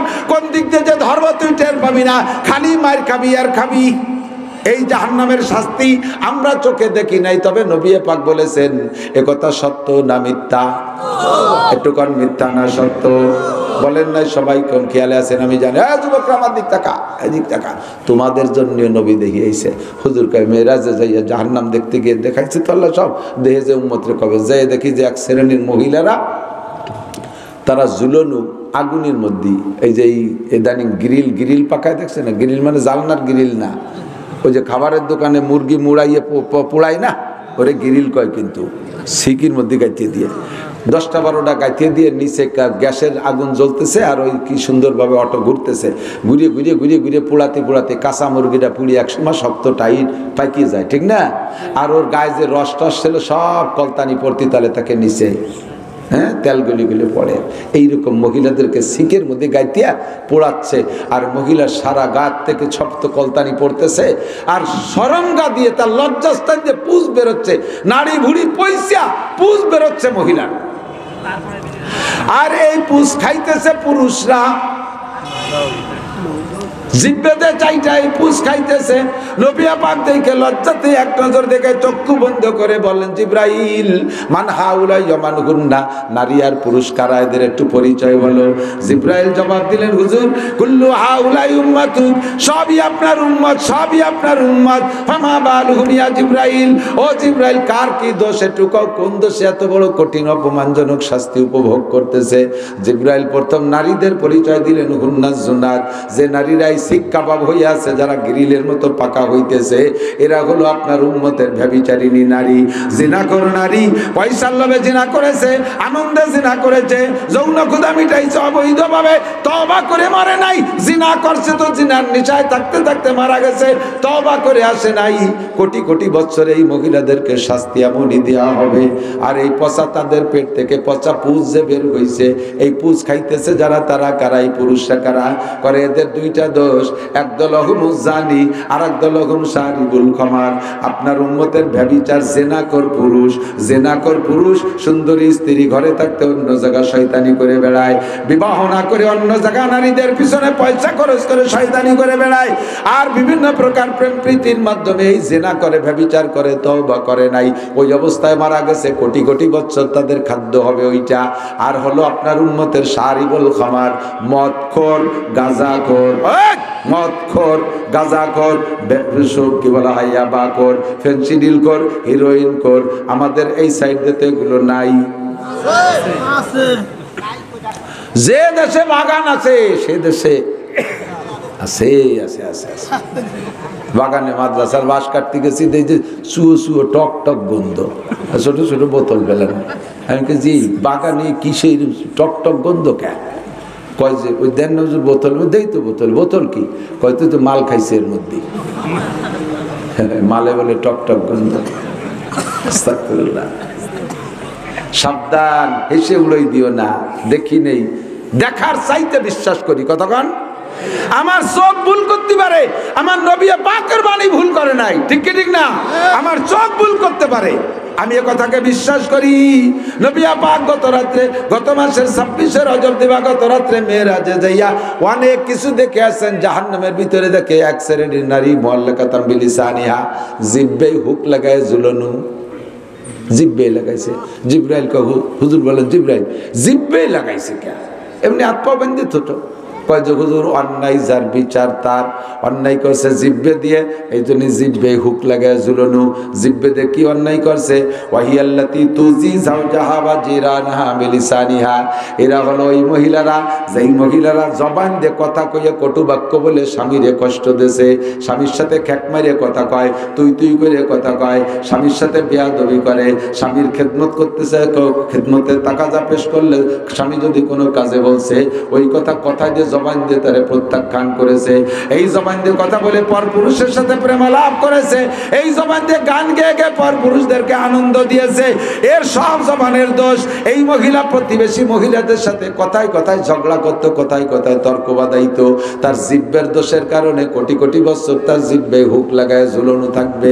অথচ মহিলাদের জন্য এই জিহ্বের ভিতরেও অনেক প্রশংসা রয়েছে। সাহাবায়ে কিরাম জিজ্ঞেস করেন, ইয়া রাসূলুল্লাহ আইয়ুমা ইমরাতান খায়র, ওগো নবী নারীদের মধ্যে সবচেয়ে ভালো নারী কারা? কোন মহিলা সবচেয়ে ভালো? হুজুর বলেন তাসরু ইজা নাযারা ইলাইহা, ওই মহিলা সবচেয়ে ভালো যেই মহিলার দিকে তার স্বামী তাকাইলে সে এমন একটা অঙ্গভঙ্গি করবে, এমন একটা হাসি দেবে, স্বামীর মাথার মধ্যে হাজারো টেনশন থাকলে তার অঙ্গভঙ্গি আর হাসি দেইকা সব টেনশন দুঃখ দূর হইয়া যাবে। এই মহিলা সবচেয়ে ভালো। এমন একটা কথা কবে আপনি বাইরের থেকে গ্যাঞ্জাম করেছেন, হয়তো ব্যাসপুর মোড়ে গেছিলেন, ওই জায়গা মারামারি লেগেছে, ওখানে 2 চড় খাইয়ে আইছেন, বাড়ি রুজিতে ছিল, টেলতে টেলতে চলে গেছেন, খাইয়ে চলে তাহলে চড় খাইয়ে আইছেন, মুখ তো বেজা।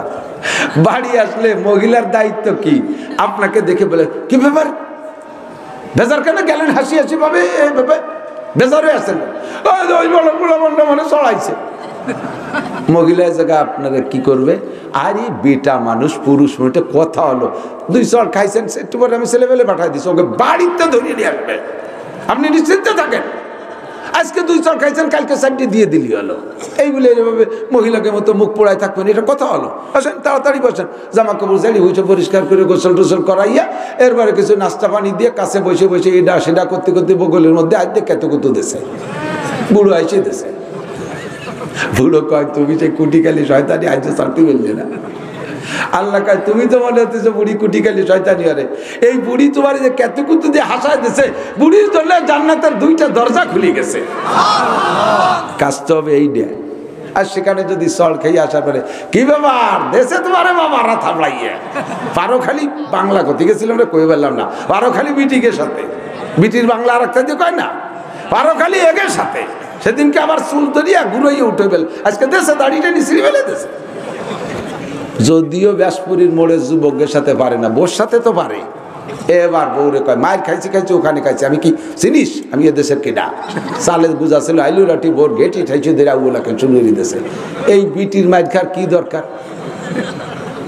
হ্যাঁ, বিটির মায়ের খার কি দরকার? মায়ের খাইছে স্বামীর সাথে এই উল্টো ব্যবহার করে, কথা কান ঠিক না? আমাকে সাথে ছিল মৌলানা কামরুল, গোবরডাঙ্গা পড়ি, পাটগাতে যাচ্ছি চা খাতে বিকেলবেলা। তো গহরডাঙ্গার ওই পূব পাশে একটা গোরস্থান আছে রাস্তার পাশে, ওই জায়গায় এক বুড়ি বসে বসে আমানে পান চেষ্টিছে। তো দুটিতে কুজু এক বুড়ি, তা কামরুল কাছে দোস্ত ওই বুড়ির সাথে দেশ ঝগড়া বাঁধাই দেবানি খানি। আর কয়ে যা চোপার দাদি নানির বয়সী বুড়ো মানুষ, তুই কী করছি কী করছি বাদ। তখন না তেমন কিছু না, দেশ কেনে খেপা বানি বুড়ি রে। বুড়ির কাছে যে কাছে দাদি তুমি সুপার দোষে শেষা খাও। আমাকে এই এলাকার এই পরিভাষাটা তর্জমা কি মানে ভাষা খারাপ বলে মায়ের খাও, তাই না? সুপার দোষে শেষা খাও মানে ভাষা খারাপ বলে মায়ের খাও। বুড়ি তো তর্জমাই বসছে, এ শয়তানের বাচ্চা শয়তান, আমি কি সুপা খারাপ করছি? আমি চুপ করে ওই ছোট বান চেষ্টেছি, আমি তোর সাথে কি সুপা খারাপ করছি? আমার এক শাস্ত্রে কর, তোর বাপ শাস্ত্রে আমারে। এই বুড়ি চাইতে গেছে, ও কাজে না দাদি রাগ করে না, তোমার সুপায় দাঁত নাই বলে পান শেষা খাও, তাই আমি সংক্ষেপে করছি সুপার দোষে শেষা খাও। তো যে মহিলা বাড়ি খায় স্বামীর কাছে সুপার দোষে শেষা খায়, কতক্ষণ? তোমার দায়িত্ব ছিল স্বামীরে খুশি করবা, হাসি দিয়ে আনন্দ দিবা, মিষ্টি ভাষা দিয়ে তোরে খুশি করে দিবা, তাহলে তোমার জন্য জান্নাতের দুটি দরজা খোলা হয়ে যেত। তাসুরু হুইজা নাজারা ইলাইহা, হ্যাঁ, অতুতি হুইজা আমারা। মহিলা ওই মহিলা সবচেয়ে ভালো যেই মহিলাকে তার স্বামী যে কোনো বৈধ কাজের অর্ডার করলে পালন করতে দেরি হয় না। বিদ্যুৎ গতিতে সেকেন্ডে 1,86,000 কিলোমিটার, 86,000 মাইল। বিদ্যুতের গতি কত? সেকেন্ডে 1,86,000 মাইল। মহিলারে স্বামী হুকুম করবে, বিদ্যুৎ গতিতে কাজ করবে। ভাত রান্না করো, দ্রুত রান্না করবে। এখন ভাত গরম করে দাও, কোনো মোড়া করবে না। আমার ওজুর পানি গরম করে দাও, একটু মোড়া করা করি নাই। আমার জামা কাপড় ধুয়ে দাও, ডেলি জামা কাপড় ধুবো, নিজেরটা নিজে ধুতে পারো না? এরকম কিছু ভালো মহিলা আছে না? এর খ্যাপচিয়ালের মতো ব্যক্তি মেরি পড়ে। মহিলারা রাগ আছে, এই হুজুরে আর আনা যাবে না। ভালো করে মনে রাখেন মা বোনরা, আপনাদের টুক আপনারা করবেন, পুরুষের টুক পুরুষ করবে।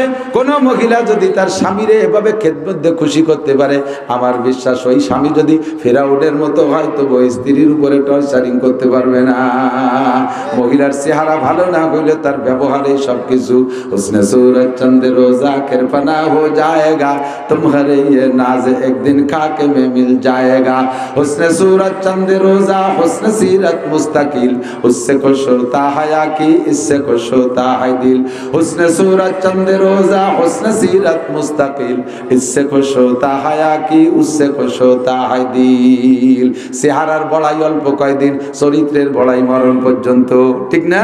চেহারা যৌবন ফুরাই গেলে চেহারা শেষ হয়ে যায়, কিন্তু চরিত্র এটা যত বয়স বাড়ে চরিত্র তত সুন্দর হতে পারে কি পারে না? যত বয়স বাড়ে তত চরিত্র সুন্দর হয়। আরে চেহারার সৌন্দর্য কিছুক্ষণের জন্য, এরপরে শেষ হয়ে যায়। চরিত্রটা ভালো করো, তুমি মরণকাল পর্যন্ত প্রশংসিত থাকবে। প্রতিবেশী ও মা বোনরা, প্রতিবেশী অনেক মানুষ তোমার বাড়ি মেহমান আসবে, আসলেই তোমার তাদের সাথে সাক্ষাৎ করে তাদের খেদমত করতে হবে তা না। তোমার ভাসুর পুত দেওয়ার পুত তাদের সাথে তোমার দেখা দেওয়া জায়েজ নাই। স্বামীর ভাগ্নেদের সাথে দেখা দেওয়া জায়েজ নাই। তোমার জামার ভাইরা আসলে, পুত্ররা আসলে দেখা দেওয়া জায়েজ নাই। মেয়ের দেওররা আসলে তাদের সাথে দেখা দেওয়া জায়েজ নাই। কিন্তু তাদেরকে তুমি এমন খেদমত করবা, ঘরের ভিতরে থেকে খেদমত করবা যার তারা দেখবে না অথচ খেদমতে মুগ্ধ হবে। তুমি মরে গেলি কানবে, কাকির বাড়ি যাইয়া কোনোদিন খালি মুখে আসি নাই, ওনার কাছে আম হইতো, আম পাড়ি আমাদেরকে ছোটবেলায় আম ডেকে ডেকে খাওয়াইতো। কাকির কাছে কত বড়ই আমরা পেড়ে দিতাম, আমাদের খরচ ভরে বড়ই দিত, কোনোদিনও বাড়ি যে না খেয়ে আসি নাই। তুমি এমন একটা কাকি হও, মরার পরে যাতে মানুষে তোমার প্রশংসা করে। নবিয়া পাক বলেন, এক শ্রেণীর মানুষ তাদের মহিলাদের তাদের জিহ্বায় হুক লাগায় ঝুলানো থাকবে, তারা ওরা ওই সকল মহিলারা যারা প্রতিবেশীর সাথে অসৎ কটুবাক্য ব্যবহার করে। পক্ষান্তরে ওই মহিলা সবচেয়ে ভালো যেই মহিলা স্বামীর সাথে সৎ ব্যবহার করে। অতুতি হুইজা আমারা, যত বৈধ কাজ আছে সবগুলো বিদ্যুৎ গতিতে পালন করে। ওয়ালা তুফসিদু ফি মালিহি ওয়া ফি আওলাদিহি, আর স্বামীর মাল খেয়ানত করে না, স্বামীর সন্তান নষ্ট করে না। খেয়াল করেন, খেয়াল, স্বামীর মাল খেয়ানত করে না। স্বামী বেচারা দেশ বিদেশ টোটো কইরা যান জীবনের বাজি রেখে কামাই করে বাড়ি টাকা পাঠায়, আর তুমি সেই টাকা নিয়ে Kashiani, Gopalganj, Khulna New Market, Dhaka New Market, Bashundhara City Market যে মার্কেট করে করে তুমি বিদেশি স্বামীর বউ বলে তুমি একটা দাপটে ঘোরো। স্বামী বেচারা 10 বছর বিদেশ করে আসার পরে আবার সেই কিসেন বেচাই। স্বামী বিদেশে যাওয়ার সাথে সাথে এবার ছোট মোটো বাচ্চা কাচ্চা নিয়ে শহরে যে বাসা নেয়, আছে না একদম পাখির বাসায় তার বাড়ি সব, শ্বশুর বাড়ি, স্বামীর বাড়ি, কত জায়গাওয়ালা বাড়ি, এতে মজা হয় না। শহরে যে একটু 2 রুমের একটা বাসা নেবে, ওই জায়গা কি জন্য যাচ্ছ? কয় যে ছেলেমেয়ের লেখাপড়ার জন্য। ছেলেমেয়ের লেখাপড়া কি জন্য যাও? প্রতি গেলি তো খেপানে জমের খেপা। হ্যাঁ কব না তাই কি মেলা যায়, থাক ঠিক আছে করলাম না, যান যা কব না তাই কি, অবশ্যই কব। এক নম্বরে শ্বশুর শাশুড়ির খেদমতের ব্যাপার বিরক্ত হইয়া শ্বশুর শাশুড়ির মুখে ভাত দেওয়া দেখতে পারে না। কতক্ষণ শ্বশুর শাশুড়ির মুখে ভাত দেখতে পারে না, শ্বশুর শাশুড়ির খেদমত করতে চায় না। এই জন্য আর এক শ্রেণী আছে চরিত্র খারাপ, গ্রামে থেকে চরিত্রের নষ্টামি করতে পারে না, এই জন্য শহরে যে বাসা নিয়ে সে জায়গায় নষ্টামি করে। এই উদ্দেশ্যে যায় ছেলে মেয়ের লেখাপড়া শিখে কতটা তালেবার বানায় আনছো। আমরা যারা গ্রামে থেকে এখনো পর্যন্ত চ্যালেঞ্জ করে বলবো, বাংলাদেশের সবচেয়ে বড় বড় প্রবীণ অফিসার যেগুলো খুঁজে দেখেন সবগুলো গ্রামের প্রাইমারি, গ্রামের হাই স্কুল, গ্রামের সাধারণ কলেজেতে পড়িয়ে পড়িয়ে বড় বড় হয়েছে। আর তাকে ছেলেবেলা ঢাকায় থেকে বড় জায়গা পড়িয়ে কয়েকদিন পর সন্ত্রাস, ডাকাত, লুচ্চ, বদমাস, গুন্ডো, আসুচা, আপাও দুয়া, বেড়ার ফুটো, দাঁতে ছাতা, আগে সোচা না, মুঠে পানি মনে না, দাঁড়াই মতে খাড়ায় খায় ইটে পায়খানা করে, আটাদের রাস্তায় দিয়ে চলে যায়, খালের মধ্যে একটা আবাল সাইজে বুঝে থাকে, পোল্ট্রির বাচ্চা হয়ে যায়। কতক্ষণ জানবাম কিচ্ছু বোঝে না, ইন্টারন্যাশনাল আবাল ভুলে ভুলে টেবা টেবা হয়ে গেছে। আর আল্লাহর রহমতে স্টিল বডি, এই দিনে রাতে দৌড়তি তালে রয়েছি। আজে না বাপের সাথে হলো ক্লাস 5 পর্যন্ত হাল চড়ছি, পাইয়ে গেছি, কড়কড়িয়ে গেছি। রোদে জলে টিকে রং, পাকা কয় তাহারে। ছোটবেলায় কবিতা বলতে, রোদে জলে টিকে রং, পাকা কয় তাহারে। রোদ বৃষ্টি পুড়তে সব খাইতে গিয়ে বাপের সাথে কিছুক্ষণ বইনি রেছি খরার মধ্যে, দম করে বৃষ্টি এসে ভিজেই দিয়েছে। সেই বৃষ্টির পরে আবার খরা, তবুও বাড়ি যায়নি, পাইয়ে গেছে। আর ওগুলো ছায়া জায়গা থাকতে থাকতে থাকতে থাকতে পোল্ট্রির বাচ্চা খালি খালি বসে স্টার্ট করে। হ্যাঁ, 10-12 বছরে বুলা পায়খানার দরজা খুঁজে পায় না, চশমা ছাড়া গড়বড়ি মারি দিছে, ঠিক না? সব বাসায় যাই ছেলে মেয়েগুলোকে ধ্বংস করে দেয়, গ্রামে পালেন। আমার নবী মক্কা শহরে জন্ম হয়েছে, নবীর দাদা যান খাজা আব্দুল মুত্তালেব, নবীর চাচা যান খাজা আবু তালেব চিন্তা করলেন ভাতিজা এত সুন্দর, একে শহরে পরিবেশে বড় করলে এর দুনিয়া বসবে না, ওকে গ্রামের পরিবেশে বড় করতে হবে। তাই তায়েবে পাঠিয়ে দিছে। নবী পাক তায়েব যায় গ্রাম্য পরিবেশের থেকে শরীর গঠন করে আসছে, সেখানে গ্রাম্য পোলাপানের সাথে খেলাধুলা করে সেখান থেকে শিখে আসছে। কতক্ষণ ওই মহিলা সবচেয়ে ভালো যেই মহিলা তার স্বামীর মাল খেয়ানত করে না। আপনারা তো জানেন না পুরুষরা কত পরিশ্রম করে। মহিলা রাতের বেলা কম্বল মুড়ি দিয়ে বাচ্চা নিয়ে ল্যাপ গায়ে দিয়ে ঘুমাইছেন, বাচ্চা কাচ্চা নিয়ে। আপনার স্বামী রাতটা ভর বাস চালায়, আর ট্রাক চালায়, গাড়ি চালায়, দুটো পয়সার জন্য এদেশ থেকে ওদেশ কত যে পুরুষকে দেখলাম। ট্রাকের ড্রাইভার, বাসের ড্রাইভার রাস্তার পাশে পড়ে রয়েছে, অ্যাক্সিডেন্ট করে মরে রয়েছে। সেদিন হয়েছে ঘোষগাতি, আমাদের গোপালগঞ্জের ঘোষগাতি, টপাটপ করে কতগুলো সেই গাড়ি রাতের বেলা অ্যাক্সিডেন্ট করছে। ওর একটা গাড়ির ড্রাইভার কি মহিলা? একটা গাড়ির ড্রাইভার মহিলা? সব পুরুষরা সবাই কামাই করতে নামছে রাতের বেলা, জীবনের ঝুঁকি নিয়া তোমারে ভরণ পোষণ দেওয়ার জন্য এত পরিশ্রম করে। তারপরে বাজার কাটালি তোমার পছন্দ হয় না, ব্যাগটা গুদরে স্বামীর মুখের পর ভিকে মারো। ওই সময় মনে হয় যেন আত্মহত্যা করি, কলিজার ভিতরে ছুরি ঢুকোই নেই, এমন কষ্ট পায়। তবু পুরুষ মানুষ বিদায় বটগাছের মতো ধৈর্য ধরে সবর করে থাকে, আবারও তোমার জন্য ইনকাম করে। তুমি এই মুহূর্তে স্বামী বাড়ি আসলে করবা কি? তার রেখে যাওয়া টাকাগুলো পাহারাদারি করবা, তার জায়গা জমি ঘর বাড়ি তার মাল আসবাব তুমি নাইট ডিউটি করবা, ডে নাইট 2 প্রকার ডিউটি করে হেফাজত করবা, একটা টাকাও নষ্ট করবা না। গোপনে গোপনে অনেক মহিলা আছে স্বামীর বাড়ির মাল চুরি করে বাপের বাড়ি পাঠায়, বাপরে তবলিগি পাঠায়, বাপরে হজে পাঠায়, উমরায় পাঠায়, স্বামীর টাকা দিয়া। ভাই বোনরে আইএ বিএমএ বিসিএস পাস করায়, ভাই বোনের চাকরি দেয়, ভাই বোনরে বিয়ে দেয় স্বামীর বাড়ির টাকা দিয়া। অথচ দেওয়ার ননদের মুখে এক মুঠ ভাত দিতে রাজি না। আছে না? না তোমার মতো মহিলাকে হুজুর বলেন রয়তো উখরা মুআল্লাকাতাম বিয়াদাইহা, জাহান্নামের মধ্যে যে দেখে আসছেন এই মহিলাদের হাতে হ্যান্ডকাপ দিয়ে ঝুলানো রয়েছে। বিশ্বাস না হয় মিশকাত শরীফের ভিতরে আপনি দেখবেন, এই হাদিস মিশকাত শরীফে আছে মেরাজের বয়ানের মধ্যে। হুজুরকে আমি দেখলাম হাতে হ্যান্ডকাপ দিয়ে ঝুলানো। এরা কারা? ওয়াহিয়াল্লাতী তুফসিদু মালা যাওজিহা। জিবরাইল কয় এরা ওই সকল মহিলারা যারা স্বামীর মাল খেয়ানত করছে, নিজে নিজে পর্যাপ্ত প্রসাধনী পোশাক আশাক কিনে কিনে টাকা নষ্ট করছে, স্বামীর বাড়িতে জুত করে গোপনে চুরি করে টাকা বাপের বাড়ি ভাই বাড়ি পাঠাইছে। এই সকল মহিলাদের বিচার কোটি কোটি বছর তারা চোর হিসেবে হাতে হ্যান্ডকাপ দিয়ে ঝুলানো থাকবে। আর ওদিকে হুজুর বলেন সবচেয়ে ভালো মহিলা যারা, তাদের 4টে গুণের 3 নম্বর গুণ হলো স্বামীর মাল খেয়ানত করে না যেই মহিলা, ওই মহিলা সবচেয়ে ভালো। এরপরে হুজুর বলে ওরাইতু উকরা মুআল্লাকাতাম বিসাদিহা, আর একটু আগায় গিয়ে দেখি এক শ্রেণীর মহিলাদের স্তনে হুক লাগাইয়া ঝুলানো, স্তনে হুক লাগানো। ও জিবরাইল, এ কি বেইজ্জতি, কেমন জায়গা হুক লাগাইছো? জিবরাইল কয় হুজুর খবর যদি শুনতেন ওদের দোষ কি তাহলে আর কথা কইতেন না। কও জিবরাইল কোন দোষে এ জায়গা লাগাইছো? কয় ওয়াহিয়াল্লাতি তুরজিউ বিগাইরি ইজনি যাওজিহা, এরা ওই সকল মহিলারা যারা স্বামীর বিনা অনুমতিতে নিজের স্তনের দুধ অন্য মানুষের বাচ্চাদেরকে খাওয়াইয়া পয়সা কামাই করছে। এটা হলো সেই জামানার তর্জমা। ব্যাখ্যা তর্জমা হলো যেই সকল মহিলারা স্তনের সাথে অসৎ ব্যবহার করেছে, স্তনের সাথে যত ধরনের অসৎ ব্যবহার সম্ভব বলার ব্যাখ্যা করার দরকার নাই, সকলেই তা জানে। এই স্তনের সাথে অসৎ ব্যবহার করছে বিদায় কোটি কোটি বছর বিচার সেই জায়গা। হুজুর বলেন ওই মহিলা সবচেয়ে ভালো যেই মহিলা ওয়ালা তুফসিদু বিমালিহি ওয়া বিআওলাদিহি, স্বামীর সন্তান নষ্ট করে না। খেয়াল করেন, স্বামীর সন্তান নষ্ট করে না। এই সন্তান নষ্ট করার তিনটে মানে, এক নম্বরের সন্তান স্বামীর ঘরে বিবাহের পরে অন্য পুরুষের সাথে অবৈধ সম্পর্ক করিয়া গর্ভধারণ করে এই সন্তানের পরিচয় স্বামীর দিকে দিচ্ছে, এটাও স্বামীর সন্তান খেয়ানত করা, এটাও স্বামীর সন্তান নষ্ট করা। আর একটা হলো স্বামী সন্তান নিতে চায়, মহিলা ঔষধ খাইয়া বিভিন্ন প্রযুক্তির মাধ্যমে সন্তান নেয় না, পেটে গর্ভধারণ হয়ে গেলেও স্বামীর অজান্তে অস্করে নষ্ট করে ফেলায়, এটাও স্বামীর সন্তান নষ্ট করা। 2 নম্বর 3 নম্বর হলো স্বামীর ঘরে সন্তান জন্ম নিয়েছে, উনারই গর্ভের সন্তান, তবে এই সন্তানকে মানুষ করার দায়িত্ব হলো মার। মায়ের চাইতে বড় উস্তাদ হয় না, মা সর্বপ্রথম উস্তাদ। মায়ের কাছ থেকে সন্তানরা ভাষা শেখে, এর কারণে ভাষার নাম মাতৃভাষা। আমরা আমাদের বাপের এলাকায় জন্ম নিয়েছি, এলাকায় বসবাস করি, এই গোপালগঞ্জে ভাষাই শিখছি, কিন্তু তারপরে ভাষার নাম কি? মাতৃভাষা। দেখবেন অধিকাংশ মানুষ পরে শিক্ষা দীক্ষার মাধ্যমে শুদ্ধ ভাষা বলা শেখে, সেটা ভিন্ন, কিন্তু জীবনের প্রাথমিক যে কথাগুলো মা যেভাবে বলে ছেলেও সেইভাবে বলে, মা যেভাবে বলে মেয়েরাও সেইভাবে বলে। এই জন্য ভাষার নাম মাতৃভাষা। মা তুমি সন্তানদেরকে মাতৃভাষার মাধ্যমে কি শিখাইছো? গালাগালি শিখাইছো, কাজাকাজি শিখাইছো, মিথ্যে কথা শিখাইছো, সেটারই বাটপাড়ি শিখাইছো। তুমি মা হিসেবে সন্তানের উপরে সঠিক দায়িত্ব পালন করো নাই।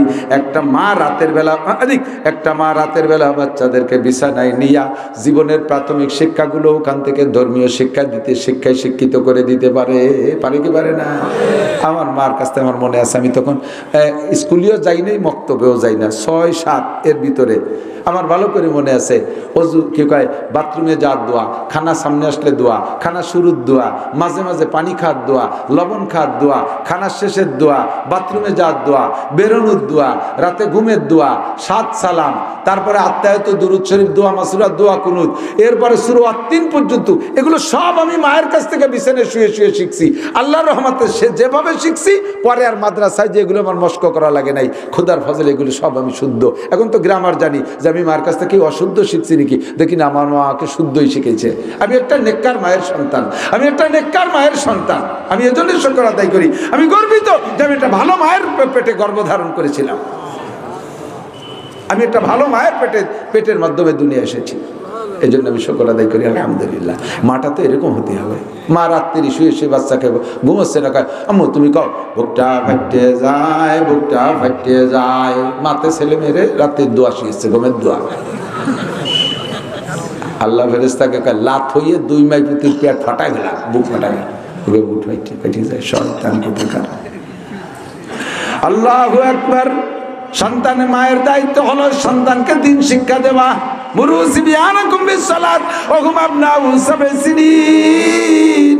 তুমি তোমার বাচ্চাদেরকে 7 বছর বয়স থেকে দিন শিখাও। মারা মেয়েদেরকে দাঁড়াইয়া 7 যখন বয়স হবে, সেই সময় মারা বাচ্চাদেরকে পাশে নিয়ে নামাজে যাই নামাজ দিয়ে নামাজ পড়া শিখেবেন। 7-এর আগে দরকার নাই। আমার দিক থেকে 7-এর আগে দরকার নেই। আপনারা ওই যে অনেকে আল্লাদের ঠেলে টুকে গেদা চোখ ফুটে নাই, নাক দেশি বেরোছে, কিচ্ছু বোঝে না, তাই নিয়ে মসজিদে যায়। বাপেও ছেলে নিয়ে যায়, দাদাও নাতি একটা নিয়ে যায়। এই তো ওই যে কোন জায়গা বনমালীপুর নাকি, ওই বনমালীপুর বাজার না, ওই বাজার মসজিদে, ওই বনমালীর ওই স্টার মসজিদে নামাজ পড়তি। এইবার নিকি মনে হয় এইবারই হবে দেই যে নামাজ পড়তি। এক দাদা টুকেরটা নিয়ে এসে আমার 4-5 জন পরে অটুকটা ও কি জায়গায় দাঁড়া থাসিস, ও যা করার তাই করতেছে। পরে ওরে চকলেট কিনে দাদা যখন রুকুতি গেছে, চকলেটটা খুলে কয় দাদা খা। এই যদি শোনে তাহলে ফাঁসের জন্য নামাজ হয়? দাদা তো খাবে না, ও বহুত চেষ্টাতে খাতে, দাদা যখন খাই নেই আর রাগ করে দাদার লুঙ্গি ধরে ঝুলি পড়ছে, শেষে তা খুলি। ও তো বোঝে না, ওরে রাগ করে হবে কি?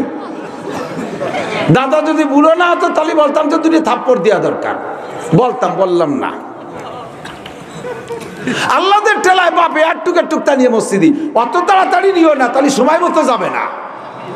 এত তাড়াতাড়ি নিলে সময় মতো যাবে না। অনেকে আছে একটুক 3-4 বছরে তার উড়ি ফড়ায়। আমাকে হুজুররাও অনেক সময় আমার দ্বারা নিয়ে এসে হুজুর দোয়া করেন, আমার 4 বছরের বাচ্চা সুরে আসিন মুখস্থ করছে, সারা ক্রেডিট কামাই করতে এসো। 4 বছর সুরে আসেন মুখস্থ, সুরে আসেনের কি বোঝে? ওর ব্রেন, ওর সেট, মাথা হিট হয়ে যাবে সময় মতো, তারপরে পড়বে না, বলবে যে তোরা পড়ি বেড়ে আমি পারবো না। 3-4 বছরে এদা গেদা তাই কেজি স্কুলে দিয়ে ব্রেন হিট করে ফেলতেছে, মারতি দোমের নাড়ি উল্টো বেসতে বারো ফেলে দেয়, লেখাপড়া পারে না। কয় যে একটু তারে মারিস, কয় যে এখনো ম্যাট্রিক পাস করলো না, কবে লেখাপড়া শিখবে? 4 বছর বয়স ম্যাট্রিক পাস করলো না, তো তুই কয় লাইন পড়ি তুই যে দাঁতাল। আমার নবীর চাইতে বেশি বিজ্ঞানী হতে যায় না, নবী সব কিছু জানে। নবী বলেছেন বাচ্চা কাচ্চাদের পড়ার বয়স 7, পড়ার বয়স 7-এর আগে প্রেশার দেবা না, 7 বছরের আগে পড়তেই বলবা না। মা বাপে পড়বে, শুনি যাটুক পড়লো। বড় ভাই বোন থাকলে তারা পড়বে, শুনি যা পড়লো। পড়ার প্রেশার দেবা না। যদি একবার ব্রেন সেট হিট হয়ে যায় তাহলে আর কোনোদিন পড়তে যাবে না, নামাজের হুকুম হবে না। কোরআন কিতাব, বাংলা বই পুস্তক কিচ্ছু পড়ার বলবে। দেখবেন আমি চ্যালেঞ্জ করে বলতে পারি, 7 যখন হয়ে যাবে তখন ওই বলবে আমার বই কিনে দাও, আম্মু তুমি আব্বুরে কই চলে আমার বই নিয়ে দিতি, আমার জন্ম নিবন্ধন লাগবে কিন্তু ভর্তি হতি, আমার তাড়াতাড়ি আমার বই কিনে দিতে, আমার স্কুলে ভর্তি হতে আমি কে দিতে। ও সেই সময় নিজে বিরক্ত করবে, সে সময় যা দেবেন তাই পড়বে আর পারবে। কখনো এই 3-4-5-6 বছরে তা মসজিদে নেবেন না, কখনো নেবেন না। আল্লাহদের টেলায় শুক্রবারে ঈদের সময় 2 পাশে 2 মুরব্বী, হাসে একটাই গেটিস হয়ে দিয়েছে। এই গেটিস হয়ে থাইয়ে তো একবার দাদারে খুঁচাতে, একবার ভাষার জন্য। সেদিনকে এই জায়গা কোন মসজিদে যেন একটা আমার সামনে পুরো টান শুয়ে পড়ছে, সিজদায় যেতে পারি না। পরে কলম যে ভাই এগুলো করবে, কয় যে এখন থেকে অভ্যাস না করলি। আমি তো এই অভ্যাস না, এখন তো বোঝে না বলে আসো, বুঝলে আসবে না। দারোগার গায়ের মতো, দারোগার গায়ে মসজিদের ভিতরে যে আগিয়ে বেঁধে চেন্নাই নষ্ট হয়ে তুইছে রাত্রি, ইমাম সাহেব ফজরে আজান দিতে যে দেয় যে ওই অবস্থা, কেড়াল দিয়ে বাড়িতে বেরোইছে। দারোগার গায়ে যে বাড়ি সেই বাড়ি তো যাবে, উঠোনে যার পরও কয় বাড়ি, দারোগা দোতলার থেকে আমি গাই কার কয়, তাই তো আপনার গাই নাকি? বলে হ্যাঁ গাই তো আমার, তা মানুষ কে যে মসজিদ নষ্ট করে ফেলেছে দেখছেন। তো দারোগা কয় যে ও তো বোঝে না, ভুলে গেছে। বোঝরে বাড়িতে আমার কোনোদিন দেখছিস মসজিদে? আমি বুঝি, আমি যাইনি, ও বোঝে না বলে ঢুকছে। আমার কোনোদিন দেখছিস মসজিদে? যেদিন বোঝে না একদিন তোমার সাথে গ্যাটিস হয়ে যায়, জানলে বসবে সে সময় যাবে না। তো যে সময় বসবে সে সময় যাইতে হলে সে সময় যাওয়ার প্র্যাকটিসের বয়স আছে। 7-এ শুরু করবা, 7-এ হুকুম করবা, 10-এ যদি নামাজ না পড়ে তাহলে পিটেন দিবা। 10-এ নামাজ না পড়লি পিটেন। হুজুর বলছেন, আমাদের নবী বলছে ওয়াজরিবুহু আলাইহা, নামাজের জন্য পিটেন দাও। হুম আপনিও আশরে সিনিন, বাচ্চার বয়স যখন 10 পুরি যাবে তারপরে নামাজ না পড়লে পিটেন দাও। তাহলে এই পিটেন আর ওই অর্ডার, এই প্র্যাকটিস, এটা সময় মতো কাজে লাগবে। আর ওই গেদা থাকতে নিয়ে সুবি সাজাইয়া পাগড়ি পুগড়ি বাঁধতে এনেছো, ও কয়দিন পর হুটিয়ে যাবে, অত তাড়াতাড়ি নিও না। বাচ্চা কাচ্চাদেরকে মা কোলের মধ্যে রেখে এগুলো শিক্ষা দেবে। এর জন্য হুজুর বলেন ওয়ালা তুফসিদু বিমালিহি ওয়া বিআওলাদিহি, ওই মহিলা সবচেয়ে ভালো যে স্বামীর মাল নষ্ট করে না আর স্বামীর সন্তান নষ্ট করে না। স্বামীর কাছে, স্ত্রীর কাছে, মায়ের কাছে সন্তানগুলো হলো আমানত।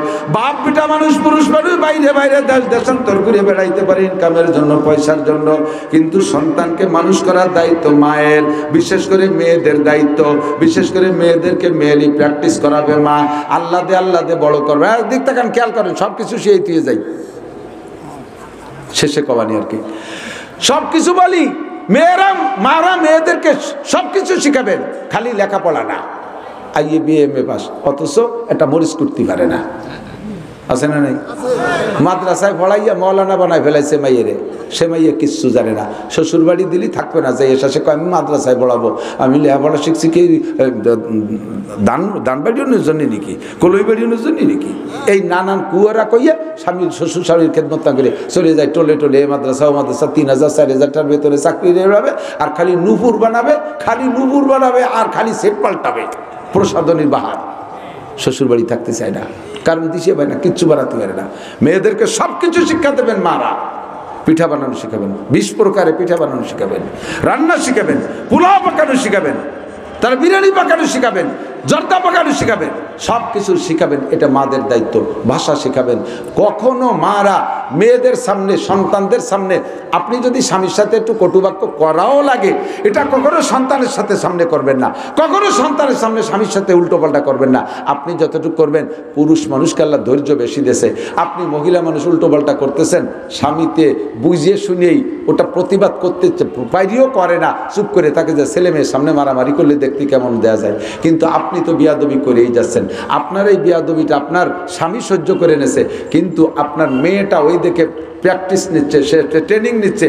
ও তাই তো নিয়ম এইটাই, আমার মা আমার আব্বারে কত চড়ালো, আমার আব্বা কোনো দিন কিছু করলো না, তাই তো এইটাই নিয়ম।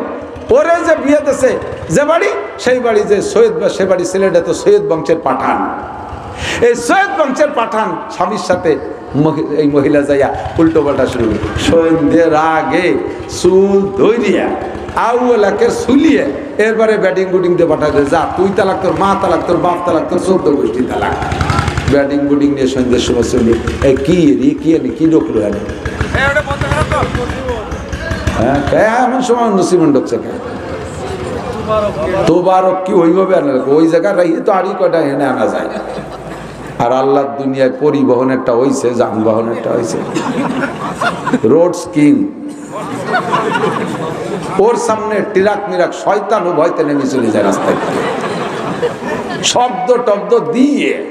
আমাকে তো এই যে ছোট প্রাইভেট গাড়িতে, আল্লাহ দিয়ে গাড়ি, কেউ রে ভয় না পালি ওদের ভয় পায়, ওদের কেউর সাথে গাড়ি লাগবে সোজা। আর ড্রাইভারও সেই সাইজ, কাঁচা দিয়ে কেমন কাজী উঠতে যাচ্ছে। আল্লাহ আমাদের চিনতে হতেছে। আল্লাহু আকবার। আবার দেখ তো কি বলছি, মেয়েরা মাদের থেকে শিখবে, ঠিক না? এখন সন্ধ্যের সময় কান্তি কান্তি, মা কি হয়েছে? কয় যে তুমি আব্বার সাথে যাওয়ার, আমি একটু তাই হয়েছে, আমার 3 চিল্লাই বেটাই দিয়েছে, 1 তালাক 2 তালাক 3 তালাক, 3 চিল্লাই বেটাই। কি কি আমি তো দেখতেছি না, পড়েন দি। আমি যত ভালো ওয়াজ করি আপনারা খুশি থাকবেন, গাইরেস্তের চিনতে আছে, টাহা উঠে দিবেন। এখন নেই, আপনারা ধনী মানুষ, কোনো পাবলিকের কাছে টাকা উঠাবেন না। ওই খেসড়ি রানছেন কা, ওই খেসড়ির কয়টা দিত সাদের তো সিমেন্ট হয়ে যেত, কত বস্তা হর ঠিক আছেন কা। এ বিটারা কি, এ বিটারে বিল্ডিংয়ের বাকি কাজের কিছু করতে নেই, খেসড়ি খাতে বসে দিয়েছেন আপনারা। একজনও খেসড়ি খাওয়ার লোক না, খালি খেসড়ি খাবেন, আমি ওয়াজ করবেন, একটারও দূর রাখতে পারবেন না। আর জীবনে কোনো দিনে খেসড়ি তবারকের মধ্যে যাবেন না, পরে লাগে যায় গন্ডগোল। তার একজনে 2 প্যাকেট নিল কা, তাই নিয়ে কাজিও হয়। ওয়াজ করবো রাতবার, আপনারা আজ রাজি আছেন না? তবে শেষমেশ খাইয়ে যাবেন, ওই রানসে না খালি করে তো নষ্ট হয়ে যাবে। মেহমানদারি নিয়ে আসেন, দাওয়াত দিয়ে দিলাম আমার 2 জায়গা। আল্লাহ উদখুলু বিসসিলমি কাফা, আদিক ওদিক যাবো না, যে আয়াত পড়ছি তার তর্জমা করি। আল্লাহ পাক বলেন, মুসলমান তো হবা, মুসলমান হয়ে খুশি হয়েছো তো। মুসলমান খালি 7-8-10 বছর বয়সে খাতনা নিয়ে মুসলমানি নিয়ে না, মুসলমান না। মুসলমান কারে কয়?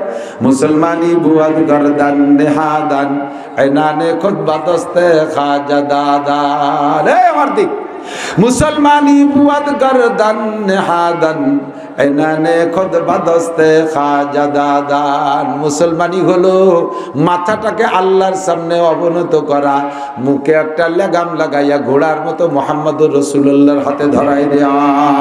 নবী আমারে যেদিক টানবে আমি সেই দিক যাব, নবী আমারে যেদিক যাইতে বাধা দেয় সেদিক আমি যাব না। কতক্ষণ আল্লাহ পাক বলেন, মা তাকুমুর রাসূলু ফাকুযুহু ওয়া মা নাহাকুম আনহু ফান্তাহু।